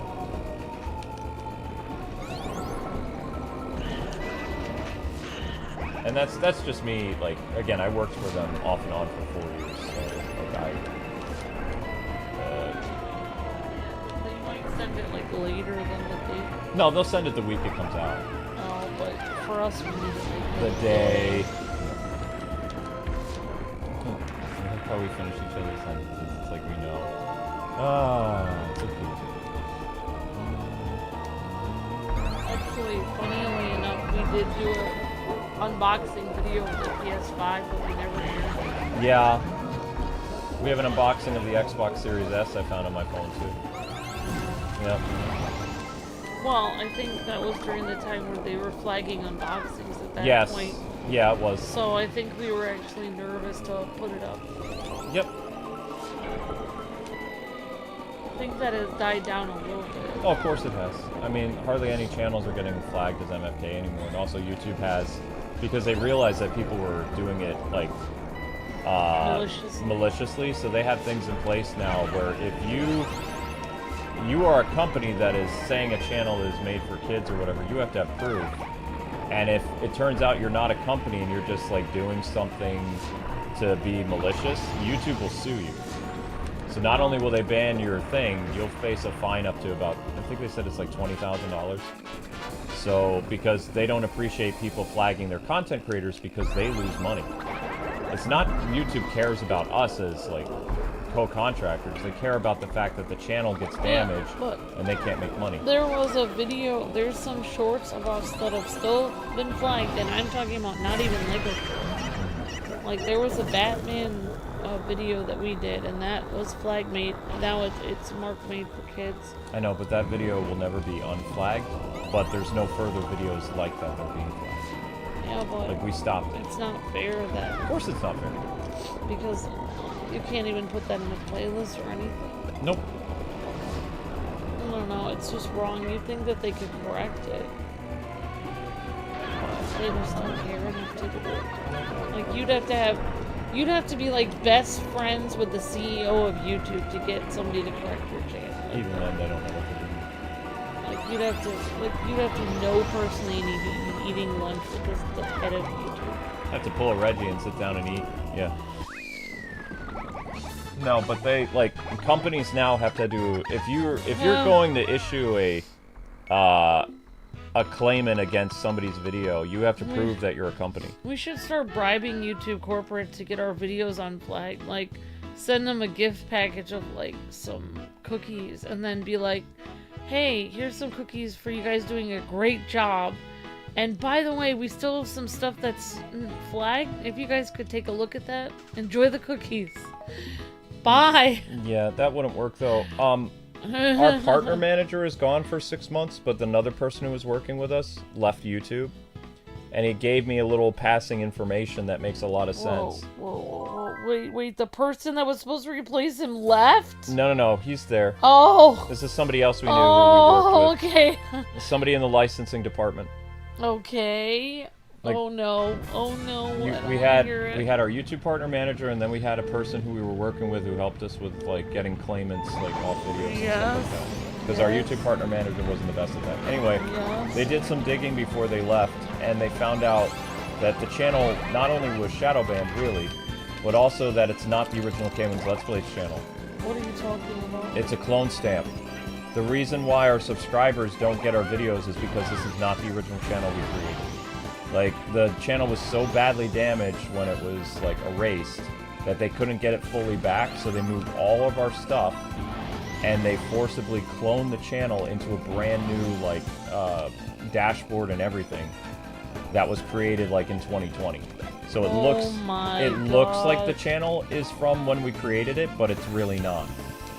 So a lot of your problems with the notification system is not because of the shadow banning, it's because the original channel does not exist that they subscribe to. But then... There's no way to fix it. What? I thought... How did they move all our subscribers over?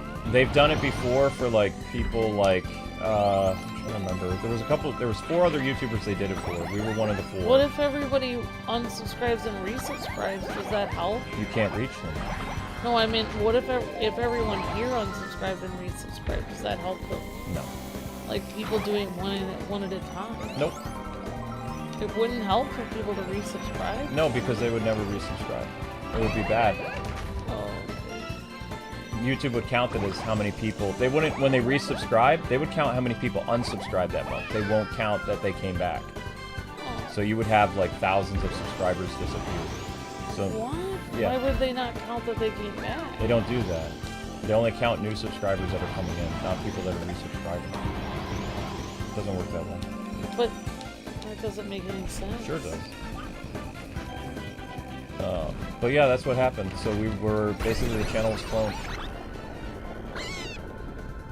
And I do remember there's an email that we have that I went over that proved it, where they said that they couldn't do this, so in order to fix this, we have to move you over to another channel. And I was like, at the time, I was like, I have no idea what they're talking about. And that's what it is. So the link to our original channel isn't the same? The original Kwings Let's Plays channel, if somebody has the link to it, if you click on it, it does not exist. It says this channel was erased. Oh my gosh. So we're a clone. We're not the real Kwings Let's Plays, in a sense. We are and we aren't. Wow. So that's why our videos were all taken out of the search engine, is because they were never in the search engine through this channel to begin with. They're from a different channel. That's why every video after 2020 you can find in the search engine, but all the older videos you cannot. So how are you supposed to get them into the search engine? You never can. You would have to have thousands of people watching it a week in order for it to even have a chance of, like, getting new life in the search engine. Oh my gosh. But it makes sense. That's why you haven't been paid for your viral videos in 5 years, is because they were never this part of the channel to begin with. That seems really unfair. Of course it is. 100% unfair. The last person this happened to, the person quit YouTube. They went to Twitch full time. Oh, I'm sorry. No, it's okay. That's what it is, though. Like, I have all the pieces to the puzzle now, but it doesn't have it.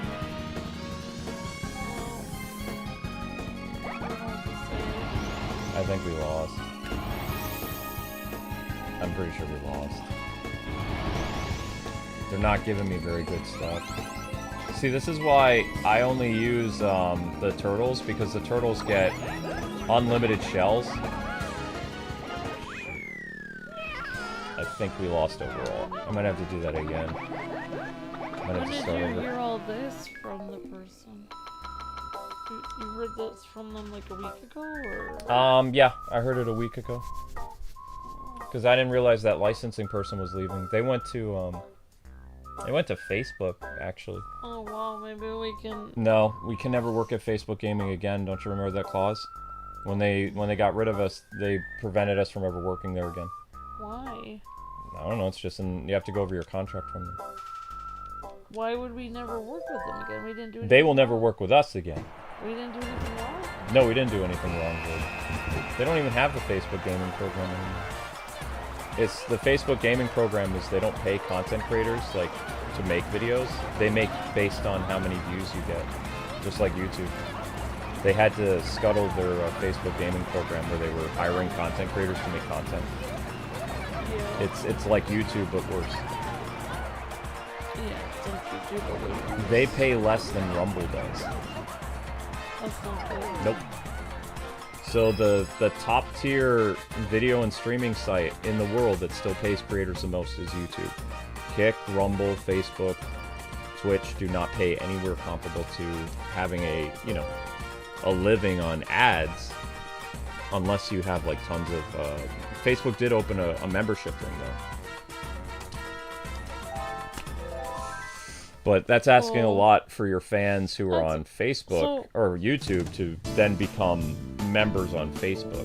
Oh, what are you saying? Like, if somebody was subscribed and getting notifications until 2020, and then it was erased, and then it moved over, but they still had all notifications turned on, so they won't get any notifications because it's not the same channel.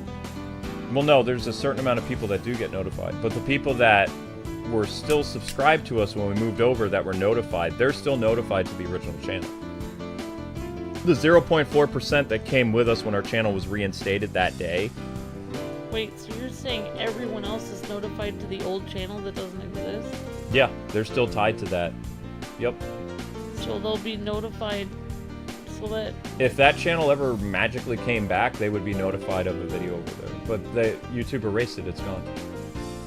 That's crazy. Yep.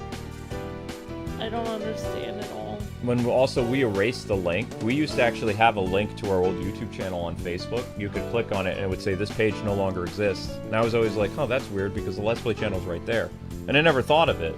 And I just replaced the link to a working link. Oh my gosh. So the 0.4% that are like notified of this channel, they're notified of the clone channel. They're all people that subscribed after 2020. Probably, yeah. So the 0.4% are people that subscribed later. So basically what happened was your notification system got torpedoed because like you're trying to... The system is recognizing 2 Kwings Let's Plays channels when only one exists. And they can't fix it. What happens when you heart like old comments from 9 years ago? Those people might come back, I don't know.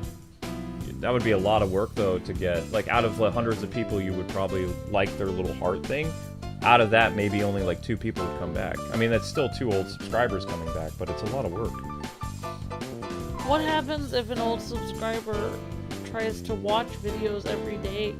They'll never get notified again of any videos? Counts as 1 view. But if they start watching again, but they're not even subscribed, they're still subscribed to the channel that doesn't exist. Yeah, but we did an experiment where we tried to have people watch like an older video from like 4 or 5 years ago, and people watched it for a day. So it's like, it did get 200 views in a day, but The trick was to try to get it up to 1,000 to see if it would hit the search engine. Yeah. And then what I was told by the licensing guy is if, in theory, if it hit the search engine with 1,000 new views, and YouTube saw that it has 10 million views, then YouTube's going to promote that because they haven't seen that video before, or at least the new algorithm hasn't seen it. Oh my gosh. Oh my gosh. Right, but they would promote it as if it just got uploaded. Kind of. They would look at how many views it had, how much watch time, all that other stuff, and it has an insane watch time, it has a lot of views. But the problem is you have to get people to rewatch it every day, is what the license guy said. You cannot skip a beat rewatching that video.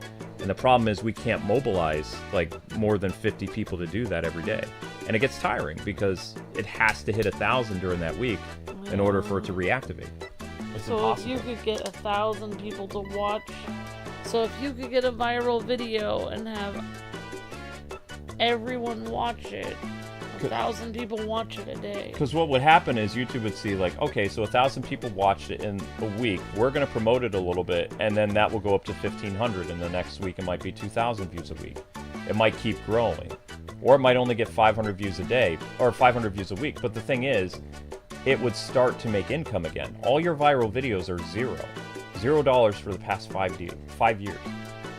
They haven't made a cent. That guy thinks there is a way to get it back in the search engine. Right, but he went to Facebook Gaming. So he's, you know, he says it's a theory, but he says based on how little notifications your channel gives out, he says it would probably be impossible. He says it's worth a shot, though. It's better than you guys streaming 10 hours a day. But, he knows that we stream 10 hours a day? Yeah, he told us we're right on the borderline of, like, you know, violating the terms of service because we're almost at 10 videos a day. He says you guys got to be very careful because he says they're waiting. They're waiting for you to cross that line. Well, what is the line? Termination. No, what is the line? 10? 10. What, how many videos do we have? 8, 9 a day. Oh, we're in trouble. We've been in trouble for years, though. We're, like, right on the gray line. This isn't good. I'm smarter than them, though, so you don't have to worry about it. I am worried about it. Do you get a warning before you get terminated? Yes. You get a spam warning before it happens. My legs hurt a lot. Mm-hmm. So I'm just gonna take a minute. Otis. Sorry. You can shut the door now. It cooled off in here. Link was waiting for you to leave so he could take your spot. Link's like, it's warm here. I'm gonna sit here. Brrr. Brrr.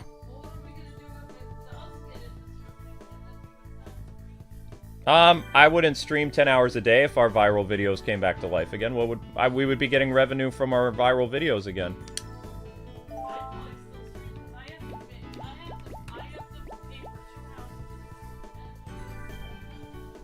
Yeah, but that's basically what happened. I mean, it gave me a little bit of solace knowing that I'm not completely crazy, because, like, for years, you have to understand, YouTube would say, you're not shadow banned, we looked it over, blah, blah, blah, blah, blah. And this guy who worked there, he was like, yeah, you are shadow banned, but this is what really happened. You're a clone. It's like, what? I'm a human being, what are you talking about? He's like, no, your channel's a clone. It's not the real Kwingsletsplays. It's like, holy crap. It's like, okay. I guess that makes sense. Alright guys, so what we're going to do is we're going to attempt the all-tour mode. Because if we don't succeed today, we will try all-tour mode... Yeah! All-tour mode tomorrow. And then Amber and I will show you the versus stuff we unlocked and the other characters. And then, on the day of the Nintendo Direct, on the 17th, will be Mario Kart DS. We're milking this. Milking.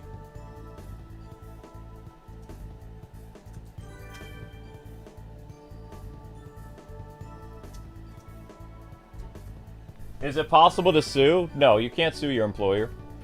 No employee has successfully ever sued their employer, and we're not real employees. We don't have benefits. No YouTuber has any benefits. No health, no dental, no nothing. It's a subcontractor job. So you know how, like, a construction company has an architect, and it has, like, a construction company that builds the building? We're the builders. We are not insured by the architect company. The architect is the one that makes the plans and makes sure that everything is being seen through, but they don't pay, or they do pay, but they don't insure the construction workers. The construction workers come from another company that is a subcontractor for the architects, for the building company. That's what YouTubers are. YouTubers are basically people that they work at YouTube, but they're not associates or employees of YouTube. So they are not entitled to any benefits, any 401k, any help with taxes, any of that. You're responsible for everything as a subcontractor. I'm responsible for paying for my own health insurance. I'm responsible for taking out my own taxes, saving for retirement. All that stuff is done. They take none of our income, like to put it toward taxes or anything. They never have, they never will.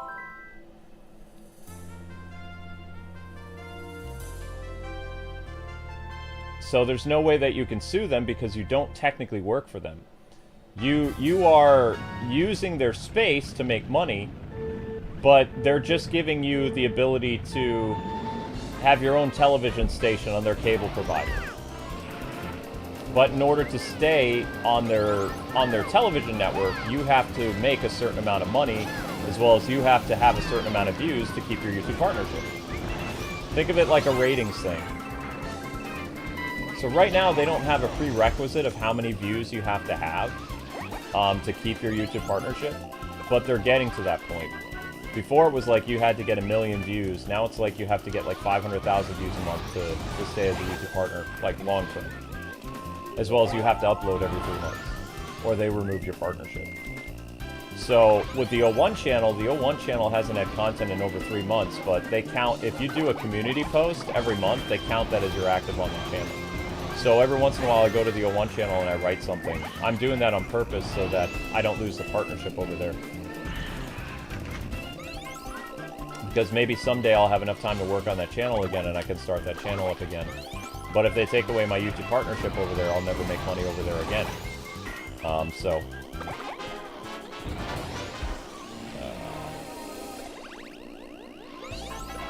I've been trying to experiment with Batman shorts on that channel, but I haven't successfully released one yet because I don't like it. Ah! And also, I'm a drooling zombie late at night. Shoot. Oh, wow!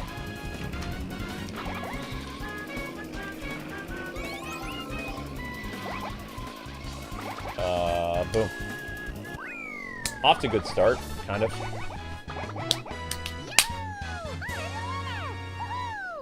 Too bad you can't sue them. You can't sue everybody in this world. You can sue people for libel, you can sue people for character assassination. You can sue criminals once they're in custody. But you can't ever really sue your employer. If you were as big as PewDiePie, maybe. But even then, you're probably going to lose anyway, because the courts might be in favor of YouTube because you're not an employee. And even if you are an employee, then courts look at you like you're just attacking your employer. That's very petty when you could just go and get another job. So, I mean, it's very difficult.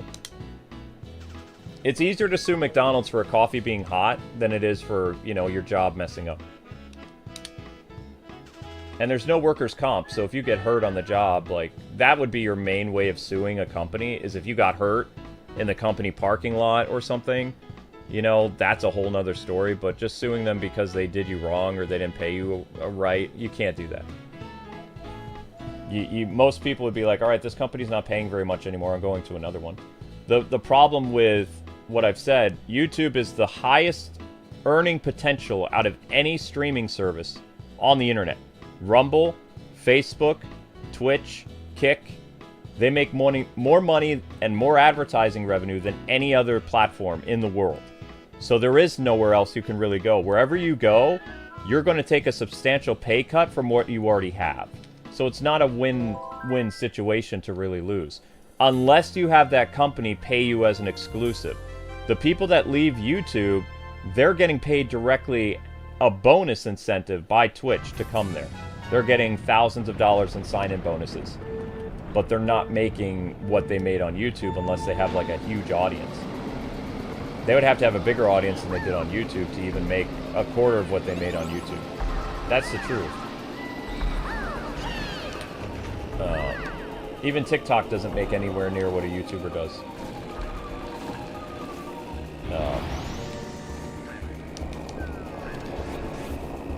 But in order for us to make a living, we're essentially killing ourselves because we're working 10 hours a day or more. And the channel is online, live, about 10 hours, 11 hours a day. Which is how people find us, if it's not like a news video. The only way people find us is through our live streams. It acts as like a beacon. Like, think of Lion-O with the Thundercat symbol, where he calls like people like, "Oh!" So when we're when we're live, it sends out a signal, and that's how people come in. But certain series people don't like watching. Like, Xenoblade would have been over by now if we had the same amount of people that are watching Mario Kart or Sonic. As I said before, as a variety channel, like, people pick and choose what they watch, and that's very bad for the content creator because, like, it makes other series struggle, and when other series struggle, it impacts the next series, and it just keeps moving on and on. It's like bad ratings that keep going from one TV show to the next until basically the company has to fold. That's what happened to Zebra Gamer. Zebra Gamer was having a lot of problems with how many views he was getting, and his uploads weren't making what, you know, other YouTubers were, and he had to call it quits because he couldn't afford it. That's the rumor, anyway. And it makes a lot of sense when you look at his Social Blade and things like that. Because you have to maintain a certain amount in order to make a living. It's a very cutthroat business. We found a way around that by live streaming, but a lot of YouTubers are very, what's the word I'm looking for? They're very, very skeptical about live streaming because they believe, almost superstitious, that if you live stream, it kills your YouTube channel.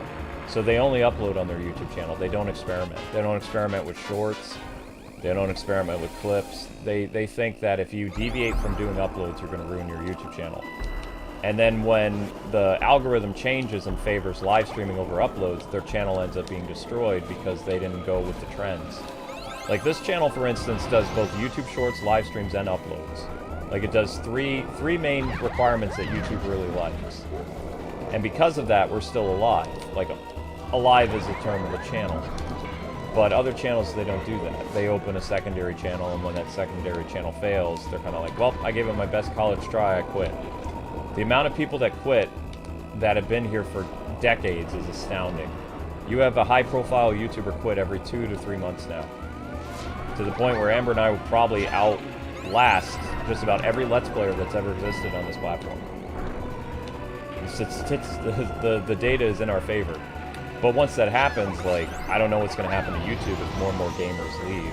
Even if we stay, like the last man standing, are we going to be, like, super popular, or are we just, nobody's going to see us at all? Because I believe that having a community of Let's Players is actually good for competition because people are searching for different things and they stumble on your video. If you're the only game in town, yeah, in theory you could bring more people to your channel, but also, in theory, less people could even come because they don't even know you exist, because the channel is shadow banned, so it's very hard to find.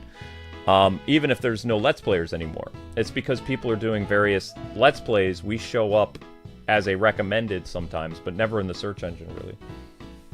So it's like, we're going to find out what happens when there's only... Right now, there's 100 Let's Players left. Last year, there was 250. Next year, there'll probably be 60 Let's Players left. And then 2 years from now, there'll probably be like 30. It keeps going down. More and more game content creators are leaving because they get deals with like places like Kick and Twitch. And then they take the gamble, you know?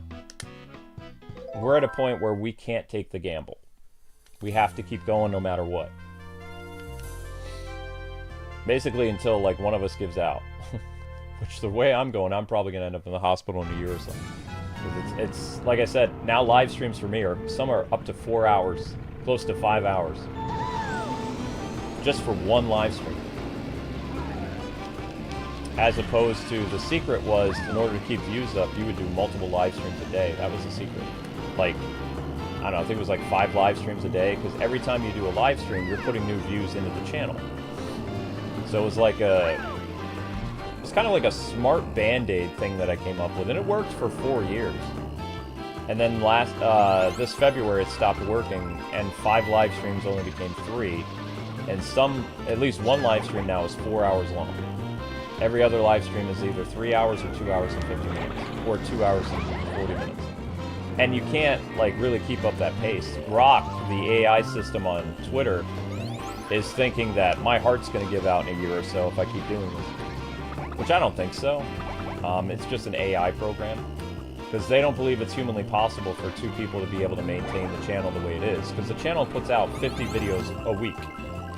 That's over 300 videos a month. That's 140 live streams a month. That's about 50 YouTube shorts and sometimes 10 uploads. So it's a lot of content, but once you get the gist of it down, and you like the most important thing to do if you're stressed is you have to keep calm. So for me, it's like I'm just talking to myself, and I'm playing a game. So it's like I don't feel any pressure right now.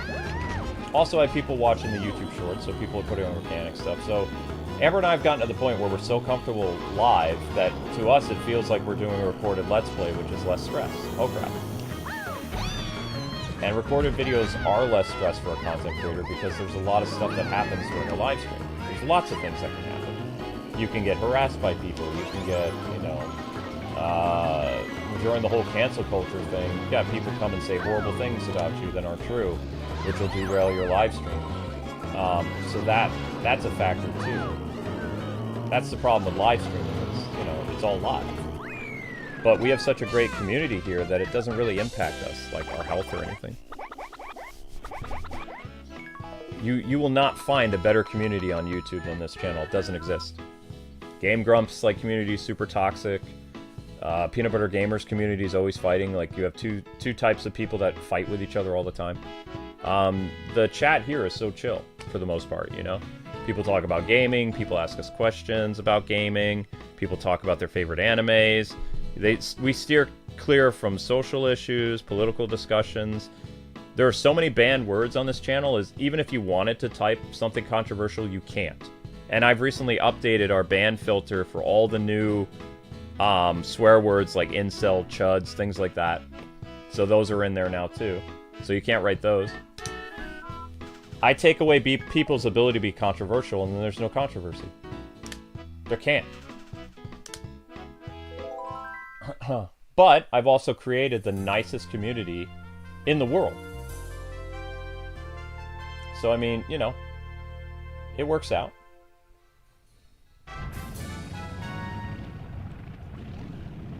And, you know, I might have impacted our channel by banning so many, like, controversial subjects.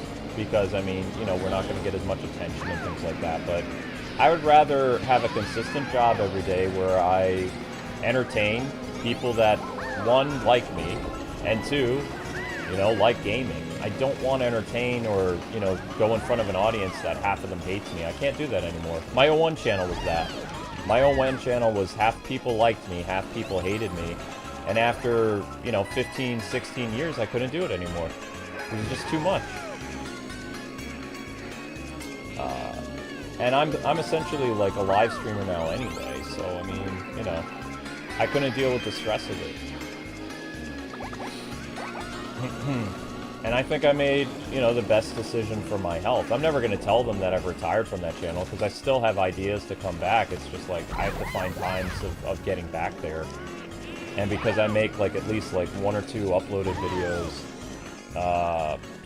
a week on this channel now, and people actually watch it, it's very freeing for me. Like, I get at least 1,000 views a news video, and the news videos I don't make them overly angry. I'm just reporting the news. I'm just like, hey, this is what's going on. This is what I think about it, and I move on. You know, I don't create a breeding ground where people can fight with each other. I don't use buzzwords. I just report the news like I did when I was a game journalist. This is what Nintendo said. This is my opinion about this. This is why this is probably not a good idea. This is what the market thinks about this. You know, I don't keep, like, insulting Nintendo over and over again. I don't say that Nintendo's doomed. I don't do any of that. I just tell people, hey, this is what the story is. This is what I think about it. What do you think about it? I open the discussion to you guys. And then I continue with, like, saying, hey, this is how this works in history. You know, this is what happened 20 years ago with the Wii U or the Wii or something like that. This is similar to this event. So I give people all the facts, And it's fun for me to present the news that way. So if you notice, like, both of the big news videos I've done on this channel, which are over 20,000 views or whatever, I focus on what the story is first. I tell you what happened. Then we travel back in time to what Nintendo's mindset for marketing was. I spent about 2 minutes on that. Then I go back to what the outrage, what people are saying, and then I move the focus to something else. I never stay on one type of topic that is going to stir people's emotions up. I say one thing, and it might make people a little agitated, but I don't continue to hammer that point across, because there's no reason to. Because I'm not trying to get an emotional spark from people. I'm trying to be there to be like, hey, I'm the voice of reason, subscribe to my channel. That's what I'm doing. It's common sense. Here are the facts. You think about it the way you want. This happened before. This is similar to what happened. This is a little bit different than what happened. This is how the former president handled this. This is how the current president has handled things. Because that's the kind of news I grew up with. I'm not here to... Outside of my live streams, yeah, I talk more in detail about things, because live streams, a streamer has to constantly think about things to talk about so people stay on. And the longer I stream, the harder it gets. Like, my 4-hour streams get weird. Because it's like all my energy is kind of gone. I'm like at the beginning like, hey, what's happening, gamers? We're playing Xenoblade. And 2 hours later it's like, hey, we're still playing Xenoblade. 3 hours later it's like, okay, we're gonna go do this quest. Because I don't have any energy anymore. I'm like,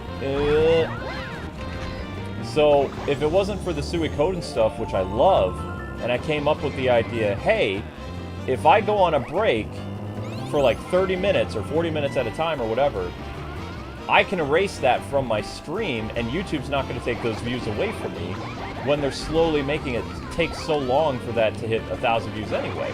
I don't actually have to be here. I can run the music, the Be Right Back. I can still, you know, hit my quota, and I go do something else. Sometimes I work on a news video. Sometimes I watch an anime for 20 minutes. Sometimes I cook something. Sometimes I do the dishes. I'm finding ways to stay active so I keep my mental state of mind sharp. So when I come back after the break, I'm just as peppy as I was at the beginning of the Xenoblade stream. But I couldn't do that if I was streaming like 4 hours straight. I have neuropathy in my legs too. I have to move around. I can't just sit still for like 4 or 5 hours. I'm going to be in agony. I have to get up and move. So I mean, this method works. It's not ideal for people. People don't like, you know, sitting and waiting 40 minutes for a stream to start, but I have to do it. There's no other way. Otherwise, I can't cut that out of my stream. There's a method to my madness. It's very calculated.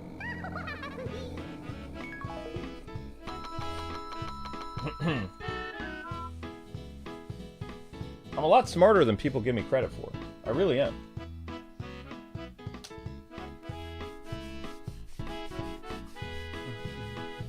Yeah, and because the chat is so chill, when you guys are waiting for the live stream, you get to know each other, you hang out, you know.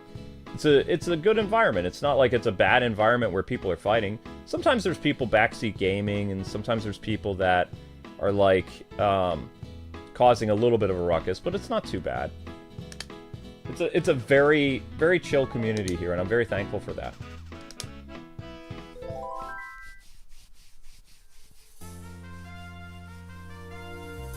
I'm trying to do Arkham Shorts on the 01 channel. It's hard though. Like, you have to remember, after streaming for like 11 hours, I'm in a very vegetative state.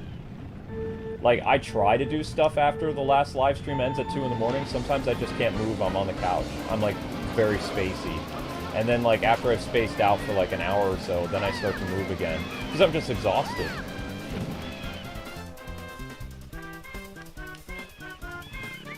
Like, streaming for a long period of time is like driving.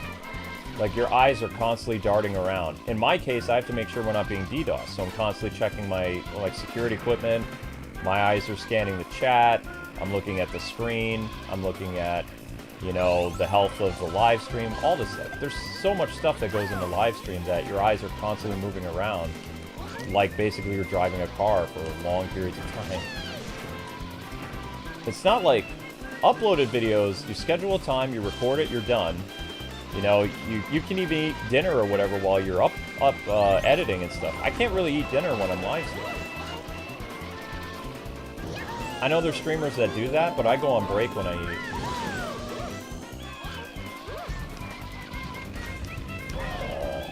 Uh-oh. Oof. I think we'll have to do the mirror thing tomorrow, because I don't think we're going to win. Donkey Kong is way too far ahead.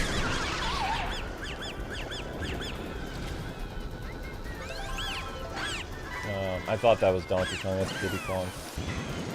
And the mirror stuff is very challenging, because basically it's like 150 cc's, but it feels like it's more than that. Like, when everything's topsy-turvy, it's hard to maneuver, you know? They're not really giving me anything good, either, to fight with.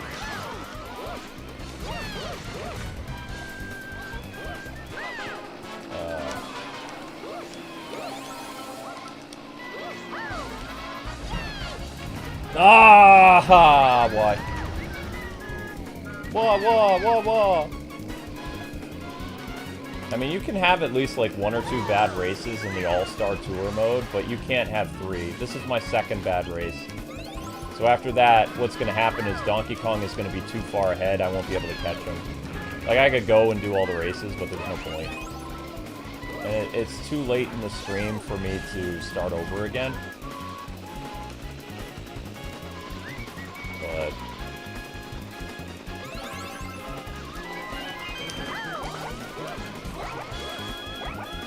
yeah, see, he's at least... I'm like, I got second, so I can kind of keep going. But he's so far ahead of me in terms of points that he's at 50, I'm at 50. He's at 54, I'm at 50. So in order to stay with him, I have to get first place on one of these races. And I have to maintain that second place. If I don't, I'm in big trouble.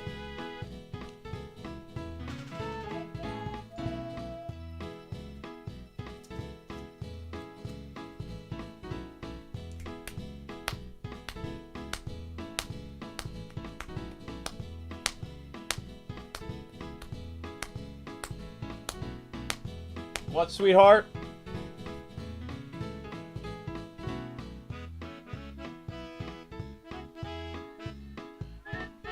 I mean, the best viral video that he recommended would have tried to bring back the one that's 10 million to try to trick the search engine. Once it starts to get more attention, because YouTube will see that as a big video. They'll also see that that Disney Infinity video is bigger than the other ones that are in the search engine. But it has to have constant views. It's got 0 views a day. And when he means constant views, like, in order for it to even, like, really be noticed in the search engine, it has to be clearing at least, like, several hundred views a day. That's really hard to do with a video that's at 0 views a day.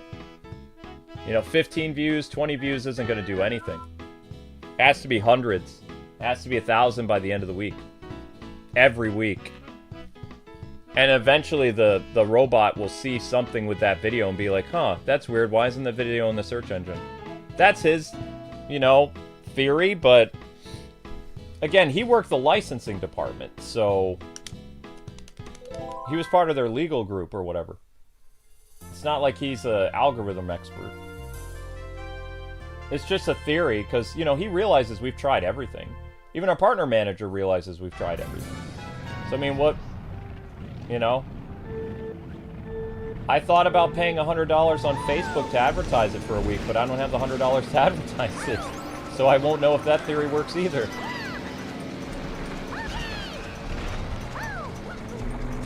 And also, that's $100 less to cover games that month, too, so it's too high a gamble. And also, I'm too scared to stop streaming, because I don't know what's going to happen. It's a very delicate situation right now that I'm trying to come up with a strategy, but I can't. I have more information, but the more information just kind of means like, wow, it's hopeless. That's what it feels like. I don't know. I'm talking to my wife, guys. Talking to wifey. You can't hear her, she's upstairs.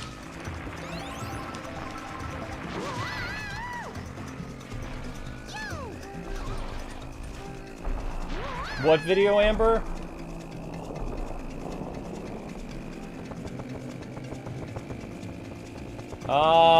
I mean, Power Rangers isn't in the search engine at all anymore because Hasbro killed it.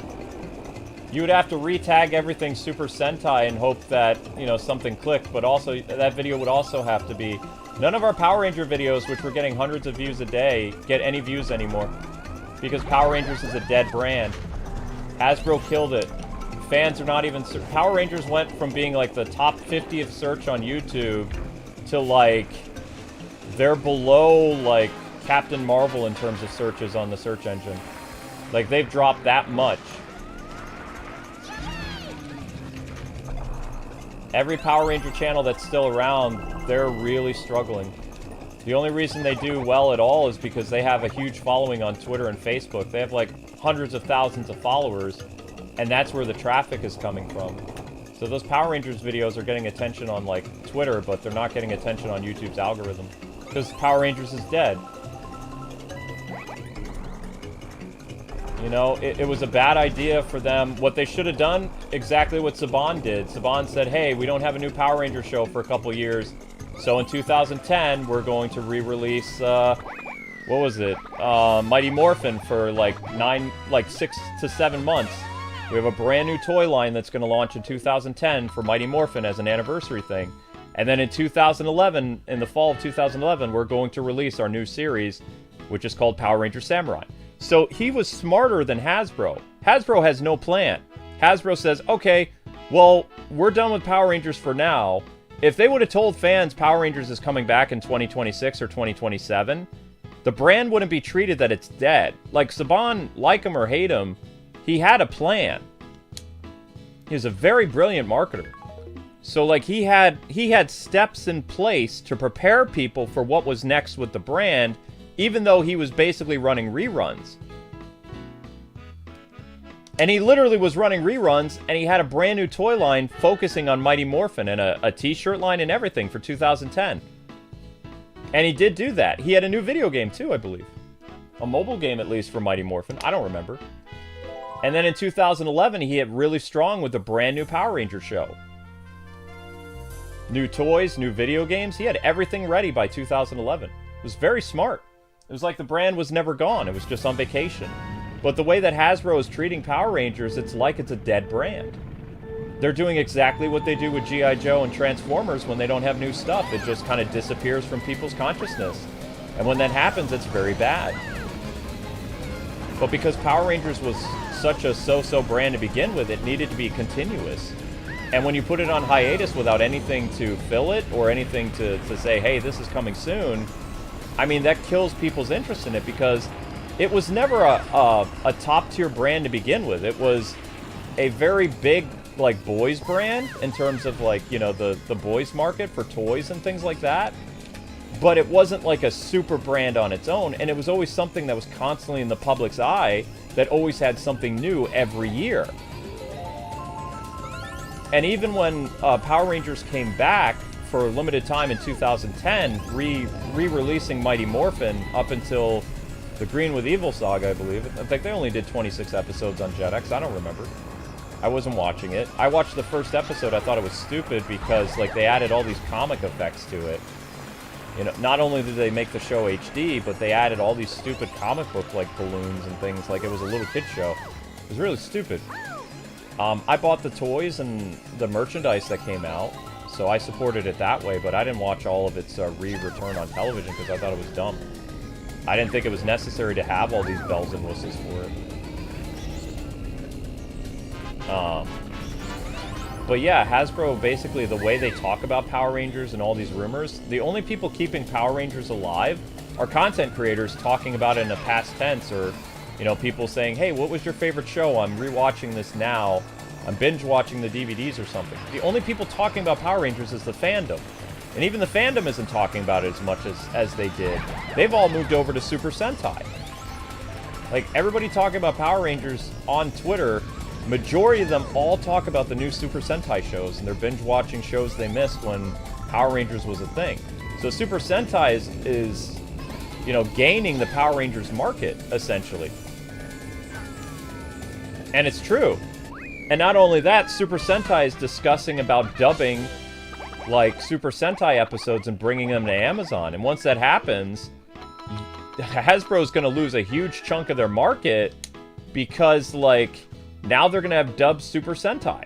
That's the rumor. Once that happens, Power Rangers is finished. Because the people who are wanting to see, like, the spandex superheroes fight and stuff, they'll be able to watch brand new episodes from Japan, like, a few days later on a streaming site in their own language. There won't be a reason to, you know, really have a market for American actors to you know, act out Super Sentai episodes and change it. Might be a small group, but they'll never make as much money as they did. Once Super Sentai comes over as dubbed, which, you know, they're trying to do by 2026, Power Rangers is over. Once Kamen Rider and Super Sentai come over as dubbed, Power Rangers is finished. 100%. Because why would you wait for the all these people that want to see these, you know, superhero spandex shows? Why in the world would you wait like a year for American actors to do more Power Rangers when it's cheaper to just dub Super Sentai and release it? Just like they're dubbing Korean dramas now in English. You know? The market is changing and the Totsu people are smart. They're like, wait, all we would have to do is dub this and there's an interest? They open a brand new Twitter where they're teasing it all the time. They're teasing more DVD releases, all kinds of stuff. Super Sentai is coming to America. It's going to happen.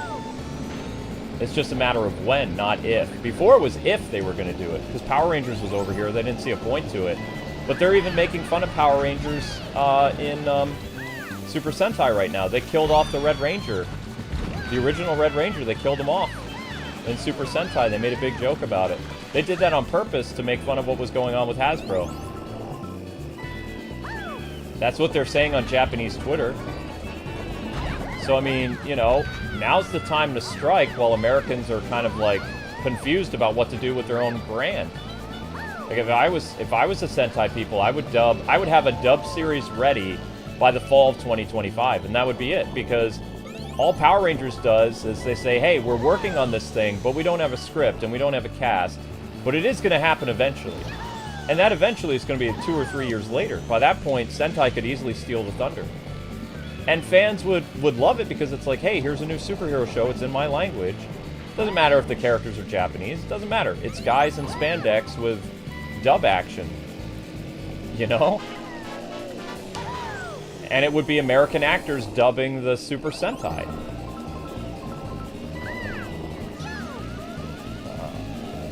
And they already have the idea to do it, it's just when they execute it. That's the truth. You're no longer at a what-if scenario, you're like, when is it happening?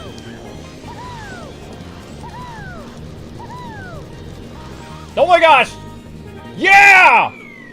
Sorry.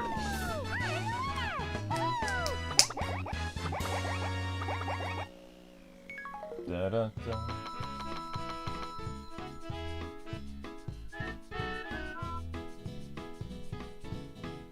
And just give you subtitles? Why would you watch it dubbed? I mean, most Americans don't like subtitled, though. Just like right now, Amazon is making a killing with this new show, Divorce Insurance. Like, they've had Korean dramas over on Amazon before, like subtitled, and it's had a very niche audience. Like, I love Korean dramas. I love the language of Korea. I think it's beautiful. But I've been noticing that the Divorce Insurance like show is doing better on Amazon because it is in English. Like, they have English actors doing it, and it's a pretty high-rated show on Amazon right now. More people are watching it. And Hulu is doing the same thing. They also have dubbed Korean dramas that are doing really well. Because it's always easier to hear something in your own language than it is to watch subtitles. I mean, dubbed anime used to do really well until they started changing the localization of the anime. Like, the people who are dubbing the Korean dramas, they're actually doing it in line with what the Korean actors are actually saying, as close to possible. The translation is pretty accurate to its original language. Whereas dubbed anime right now, for the past, like, 6 years, the localizers don't honor the creators or the people who made the anime. They make up their own swear words and slang, and they say all kinds of buzzwords from Twitter. So sub anime is actually better to watch than dubbed anime right now. Like, there's a bigger market for subbed anime for Americans because they don't want to hear the nonsense of localized stuff. But the idea is they wouldn't hire Americans if they did dub stuff. They would hire like Japanese people that could speak English so that they could keep the localization the same as it is in Super Sentai. It's just you would have, you know, English-speaking people. And there are people in Japan that speak one-for-one English, like perfect English. So it'd be cheaper for them to do the dubbing in Japan. And like I said, it's not a matter of if it's going to happen, it's a matter of when it's going to happen. Because they're already talking about it. And the fact that they took a pot shot at Power Rangers with the whole Hasbro thing in their new Super Sentai show, killing off the Red Ranger in a very unceremonious way, was kind of funny. And the fact that, you know, Japanese Twitter basically admits that, yeah, they're poking fun at the Hasbro Power Ranger situation. There was even a Japanese guy who released a video on Japanese Twitter where it shows the subtitled anime, or the subtitled Super Sentai. It says Mighty Morphin for the Red Ranger, and then the person who kills him, it has Hasbro on him. So Japan is like having a field day with this. They're making fun of it like a lot because, you know, Power Rangers was very bad to Hasbro was very, very bad to the Totsu people, because they basically said we're not going to do any more adaptations of Power Rangers. So they took that as a big offense, because that was a pretty easy licensing opportunity for them. You know, a new Super Sentai show comes out, Power Rangers pays for the use of the suits and the monsters, all that other stuff. And, you know, it was a bad deal for Japan. And they were going to make their own suits and everything going forward, which actually was more cost for them, for the Americans, which they didn't realize. Saban realized that early on, that it was more expensive to just make new suits and whatever. It's easier to just, like, dub all the action over. So, I mean, that was a part of Super Sentai that had been around for almost 30 years, right? And Hasbro said, no, we're not doing that anymore. And that's why you didn't get adaptations of other, like, Super Sentai shows that people were waiting for.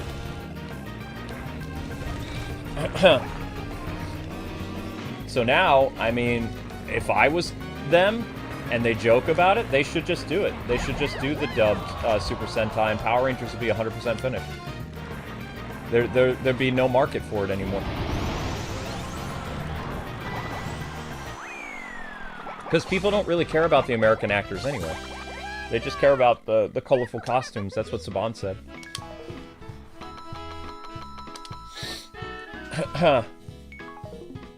It's true.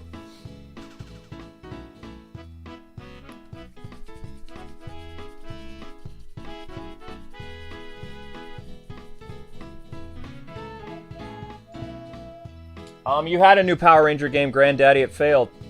There was a new Power Ranger game that released that we covered on this channel. It failed.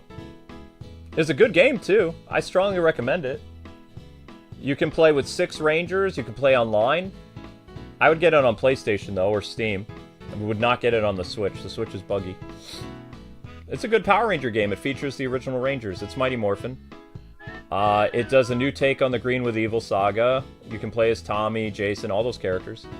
They have a stats system built in. They have all these new features that they released in April, but nobody's talking about it. I plan on actually streaming that game again this month. It's been like 4 months since we covered it, because they have new features. They have a stats building system now, so now you can actually tweak your Ranger to be more powerful, to be faster, that kind of stuff. So the company who made it, they did a fantastic job, but the problem is, it didn't do well on release, and because Power Rangers wasn't on TV anymore, they didn't really have really good marketing for it. Like, Power Rangers wasn't really in people's... Like, the time the game came out, literally they were having an auction to sell off everything that was ever Power Rangers. And they did. Hasbro liquidized everything. All the suits, all the monsters, all the props, all gone.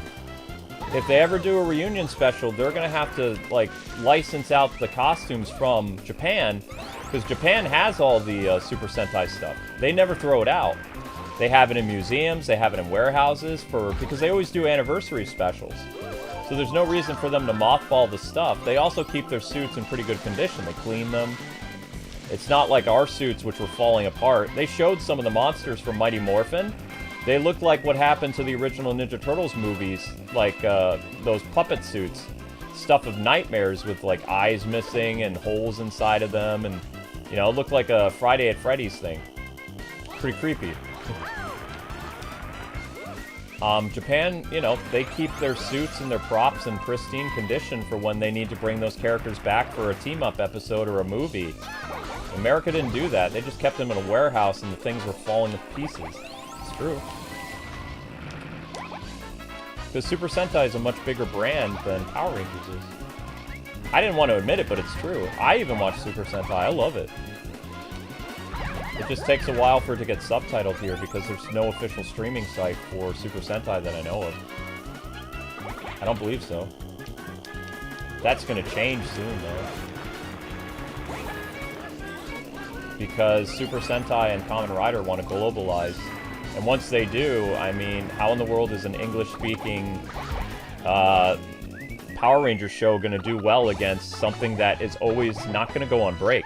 You realize they release a new Super Sentai show every 11 months? Plus they have movies, plus they have video games. How in the world can Hasbro compete with that? They can't. The best thing for Power Rangers would be if Saban bought it again. I'm being 100% serious. Because Saban would make video games and mobile stuff, and he would pump out... He was like Stan Lee. He had the Stan Lee approach. He believed that in order for a brand to succeed, it has to be constantly thrown in people's face. You need to tell people, I'm here, I exist. It's like us. The Kwingsletsplays channel does the same thing. We stream every day, 10 hours a day. We're always here. We're always telling people, we're here. We're another option to watch. We're playing this game too. This is a brand new game. We're just like Saban's Power Rangers. We're always marketing ourselves. We're always trying something. Shorts, live streams, uploads, merchandise, whatever we can to stay in the public's mind, we do. We're no different than what Saban did when he marketed Power Rangers. We're always here. Just like Power Rangers was always around. It's true.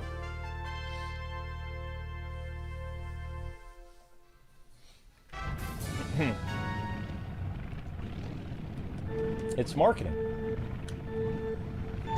So, from a marketer's point of view, not a fan's point of view, it would be so easy for them to just, like, do adaptations of Super Sentai with the real translation and just dub it like they do a Korean drama.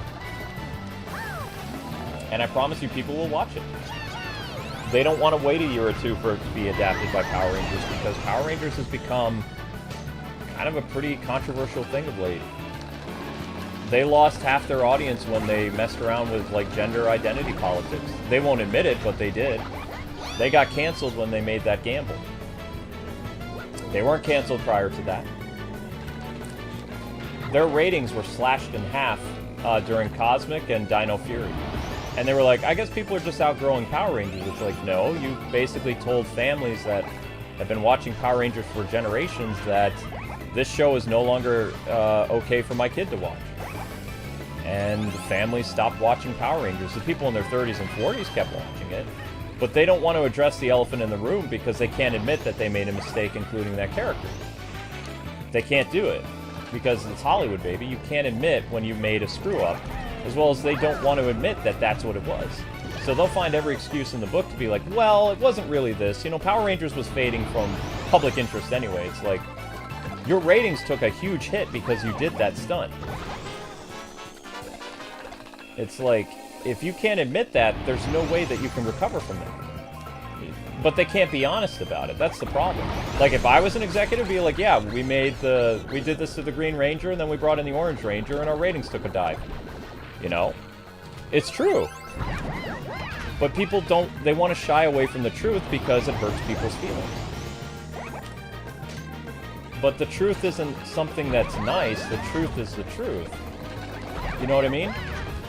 It's not something that's supposed to be like, well, you know, I know this is going to hurt your feelings, but this is what really happened. You just have to say it. Otherwise, you'll never find a strategy of correcting it, because you'll just keep making the same mistakes over and over again. It's like what's going on with Tim Drake right now with DC Comics. Like, if they would actually change Tim back, a lot more fans would come back and read comic books again. Right now, they have a very small echo chamber that buys comics. They're losing business every year, and they're kind of like, well, I guess people are just tired of comic books. It's like, no, they're tired of the forced changes that you implement in the comic books, and they don't want to support you. They went to manga.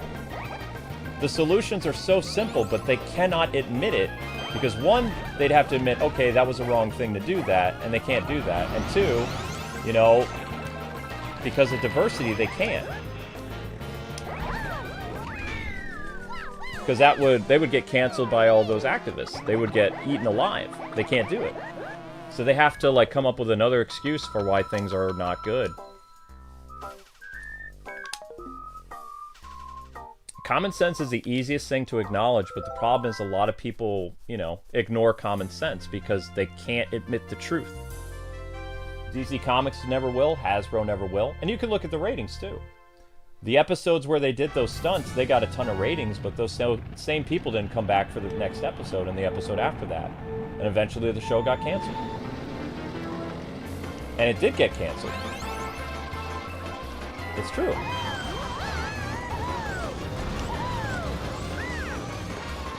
Just like, look at why people are so mad about Snow White. The people that saw the movie hate the movie because it has all this gender politics nonsense.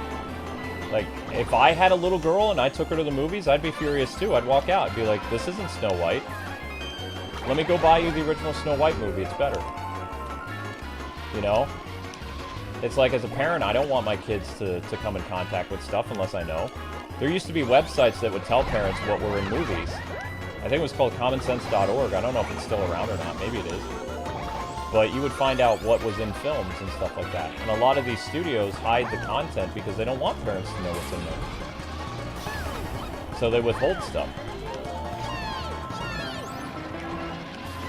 I almost ended up working for Common Sense Media, so I don't know if they're still around or not. But they were doing video games at the time, and they were looking for a reporter to work with them.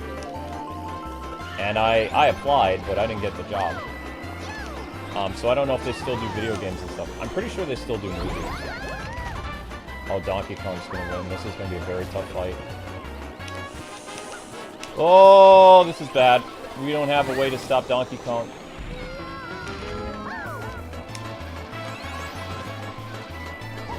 Yeah, that's it. Shoot. Well, that's bad. So I can only fail one more time. And Donkey Kong is gonna soar now. Oh my gosh. Yeah, I have to get second. I have to get second or first on this next race.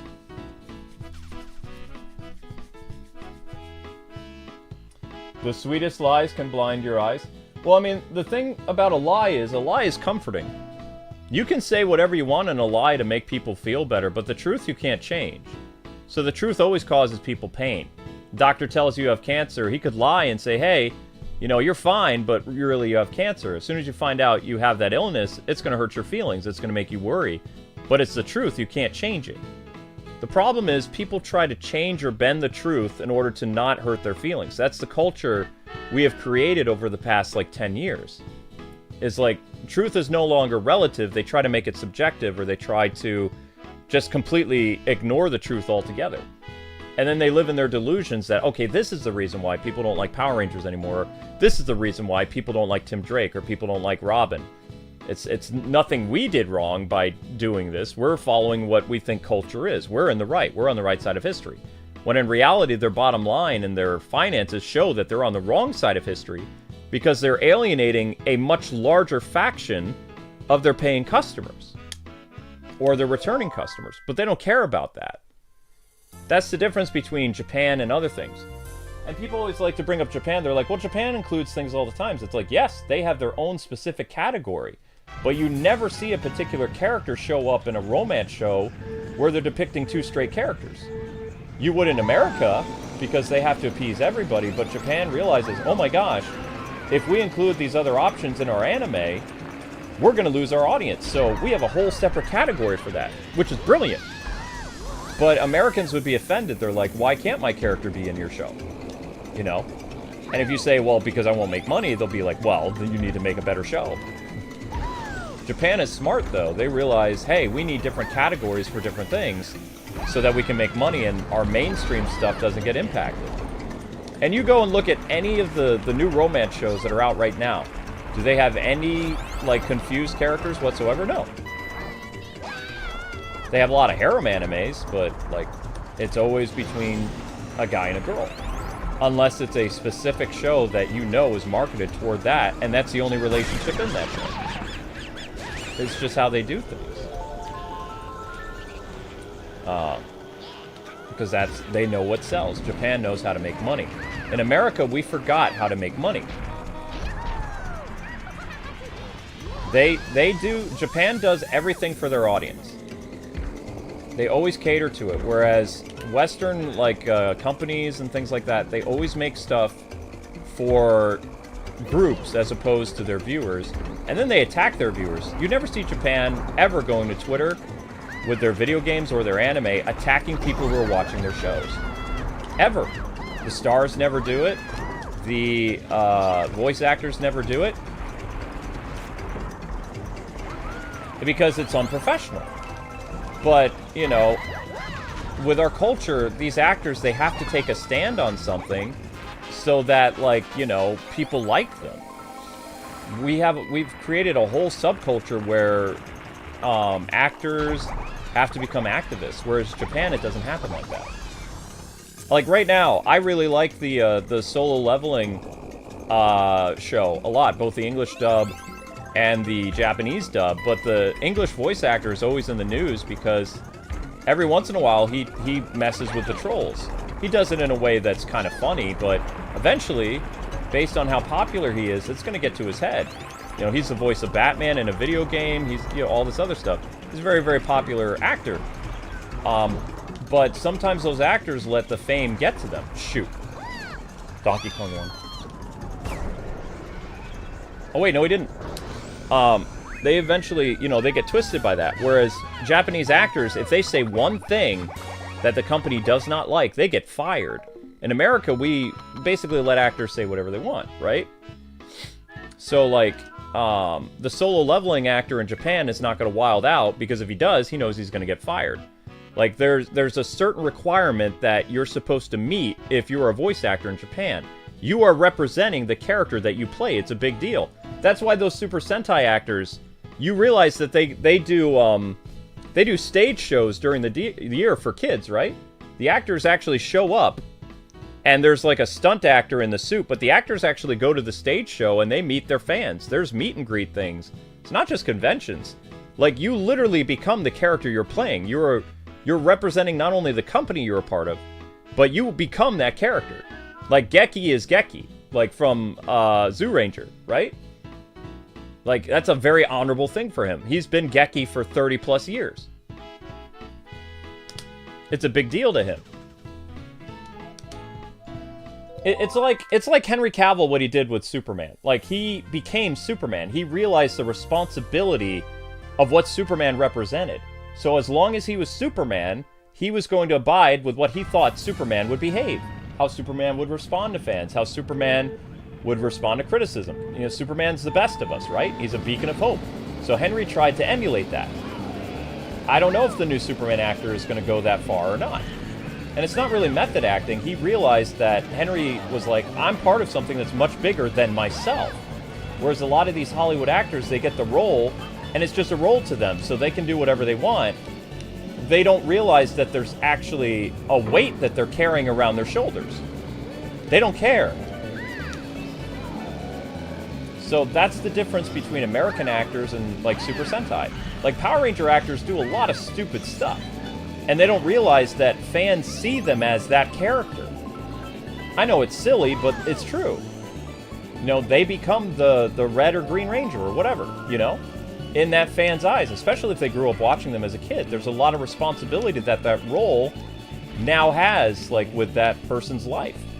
Same thing with the comic books. The reason why comic book fans are so mad at DC is so many people grew up with these characters, and today they're unrecognizable. You know what I mean? It's like the fan remembers how pivotal that character was in their life, and DC ruined them, and then when you say something, they attack you for it. That never happens in Japan. Ever. Because they treat their customers with respect. We don't in our country anymore. It's true. It's not a pleasant thing to think about, but every day you can see... Right now, they just fired a bunch of Genshin Impact voice actors because they were attacking fans. And because Genshin Impact is a Chinese company, they don't appreciate that. And the American actors are like, well, I'm supposed to be safe. I'm supposed to have job security. You know, in my Twitter it says, my opinions are my own. And China's like, yeah, that's right. That is your opinion. But it's also our prerogative to fire you because you're this character. Shoot, it's over. If I can't pass Donkey Kong, it's all over. Because, what's the word I'm looking for? I'm going to do terrible on Rainbow Road. I suck at Rainbow Road. I can't win Rainbow Road. But the thing is, like, we used to hold people at a higher standard. A higher morality standard where, like, an actor was not allowed to do certain things because it would hurt the film. In reality, Rachel Zegler should be sued to oblivion for ruining Snow White. You know, she shouldn't have any type of protections because she is Snow White. She is representing that character that is good and sweet and kind, and she's none of those things. Like, the idea of casting her as Snow White was a huge, huge blunder. Because she doesn't embody any of those qualities. Someone like Brett Cooper would, you know, embody that type of innocence, or like, you know, another actress. But Rachel Zegler's a very controversial figure on YouTube, and she always has been. You don't want controversial characters associated with your brand. Or actors. It's bad.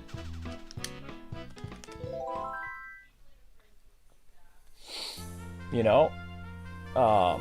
But this stuff doesn't happen in other countries. It only happens in our country because we prioritize the celebrity over the character or the source material. And it becomes like not hero worship, it becomes celebrity worship. Like they become idols in a sense. And then they get really thick heads. Oh crap. Well, I have to try to get second place. Ah!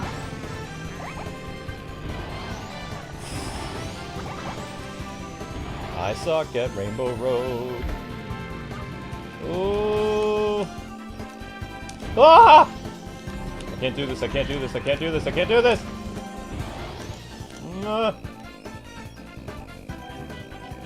I'm sweating bullets right now, guys and gals. No, I missed! Ah!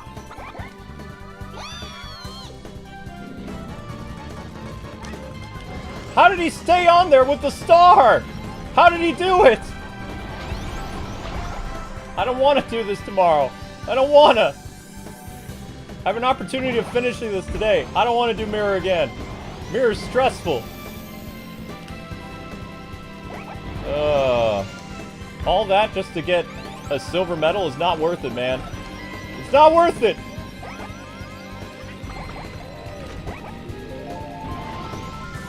Nobody's getting a blue shell? Nobody? Ah!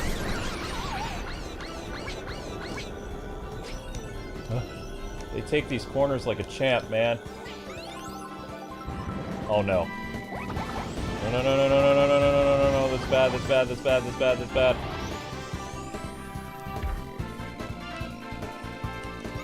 As long as Donkey Kong doesn't get first, I can still win. If he gets first, I lose. I'm pretty sure. If I get second, I might tie it, but I don't think so. Yes! Yes! Go, Blue Shell! Go! Go!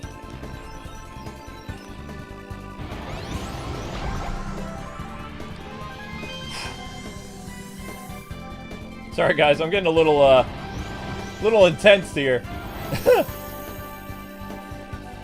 Oh, I'm sweating bullets.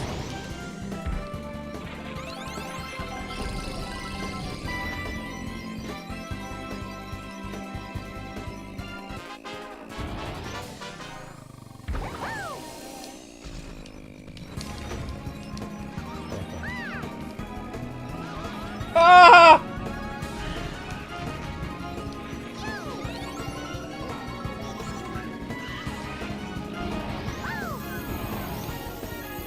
Man. man, this is neck and neck. I do not like this.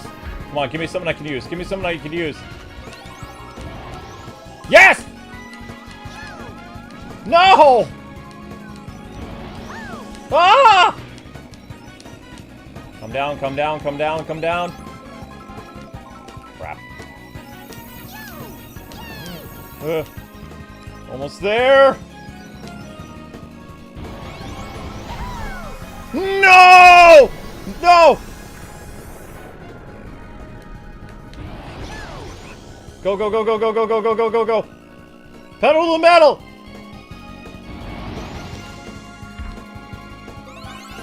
No!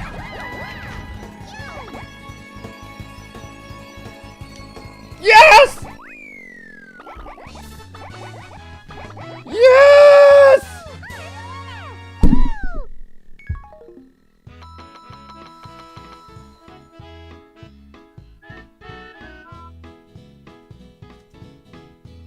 I don't care if it was lucky. It's a win. Haha. Oh my gosh. Woo!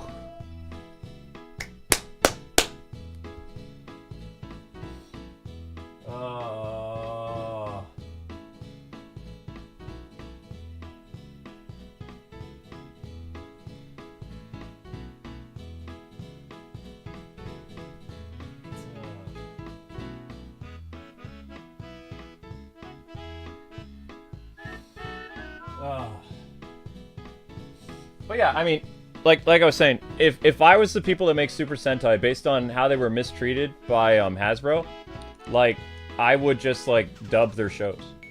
Like they're trying to reach a global audience, which they've never had really, because you know there's other countries that actually dub Super Sentai in their own language that's not really Super Sentai. As well as they make their own. There's a Filipino Power Ranger show that's Filipino. It's not Power Rangers, it's its own show. Korea has its own live-action, like, Super Sentai thing. You know, Japan's the originator of it. And based on all the, you know, misdoings of the Power Ranger brand and mishandlings, Super Sentai has a way of actually... They've never been global. Like, there's hardly any Super Sentai games that release in America at all. And they really don't. They only go to Asian, like, stores, specialty stores. Like, you can get Hong Kong English versions of Kamen Rider and Super Sentai games. Occasionally. But if they were trying to globalize themselves, which they do realize that there are fans of Super Sentai all over the world, if they start dubbing and translating those shows in other languages, I mean, that's only going to make those Super Sentai things even more popular. I really believe that. And I believe in a marketing point of view, it's very smart to do that.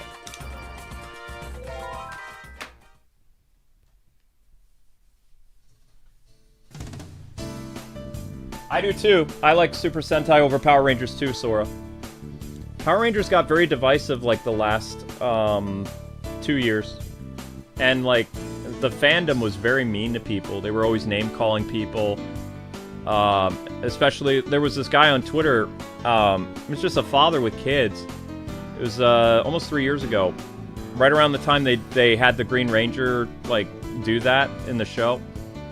And he was saying, like, you know, I've been a Power Rangers fan my whole life, and I don't approve of my kids watching this, so we're not going to watch Power Rangers anymore. He had activists attacking him from all over the place, wishing him death threats, like saying he wasn't a true fan because a true fan isn't a bigot, all this other stuff. And it was just a guy with kids, like, saying as a parent he didn't feel comfortable with that being what they were learning in, you know, like, grade school or whatever. And, like, he got attacked by quote-unquote Power Ranger fans. Like, they dogpiled him. To the point where, I mean, I think the guy had an internet business and he had to flee the internet. He got doxxed, all kinds of stuff. You know, because, like, when you give these, like, modern audiences a bone, they think that they own the entirety of the franchise. And that everything that they want is okay. Everything that you would like in the show is not okay. Because it goes against what they want to see. And they commandeer it. That's the danger of bringing those types of like modern audiences into your brand, is because they take it over completely. So, you know, a lot of Power Rangers fans saw this kind of stuff, and the Power Rangers fans fighting and choosing sides. You even had publications choosing sides, which was a crazy. One of my longtime friends was actually yelling at this guy with kids because, you know, he said, your kid should know better than this and all this other stuff. You know, it was terrible to see. It was like, oh my gosh. And I witnessed that, and it's like, man, do I stand up for this guy, or what do I do? And I just stayed out of it. Back then, I wish I did take a stand, because I would have been the only high-profile creator that did. So everybody was, like, just attacking this random father. And making him famous when he didn't want to be famous. He just said it on his own Twitter, and it blew up, you know? He was just, like, talking with his friends in a parent group. And, like, the activists got a hold of it, and they made him famous. He wasn't wrong in what he said either. You know, a parent should have control over what they let their kids see. It's the parent's job to do that. It's not TV's job to raise your kids. You know? He was just trying to be a good parent. Parade Kart! I think we're at 1300, honey. I gotta start Xenoblade soon.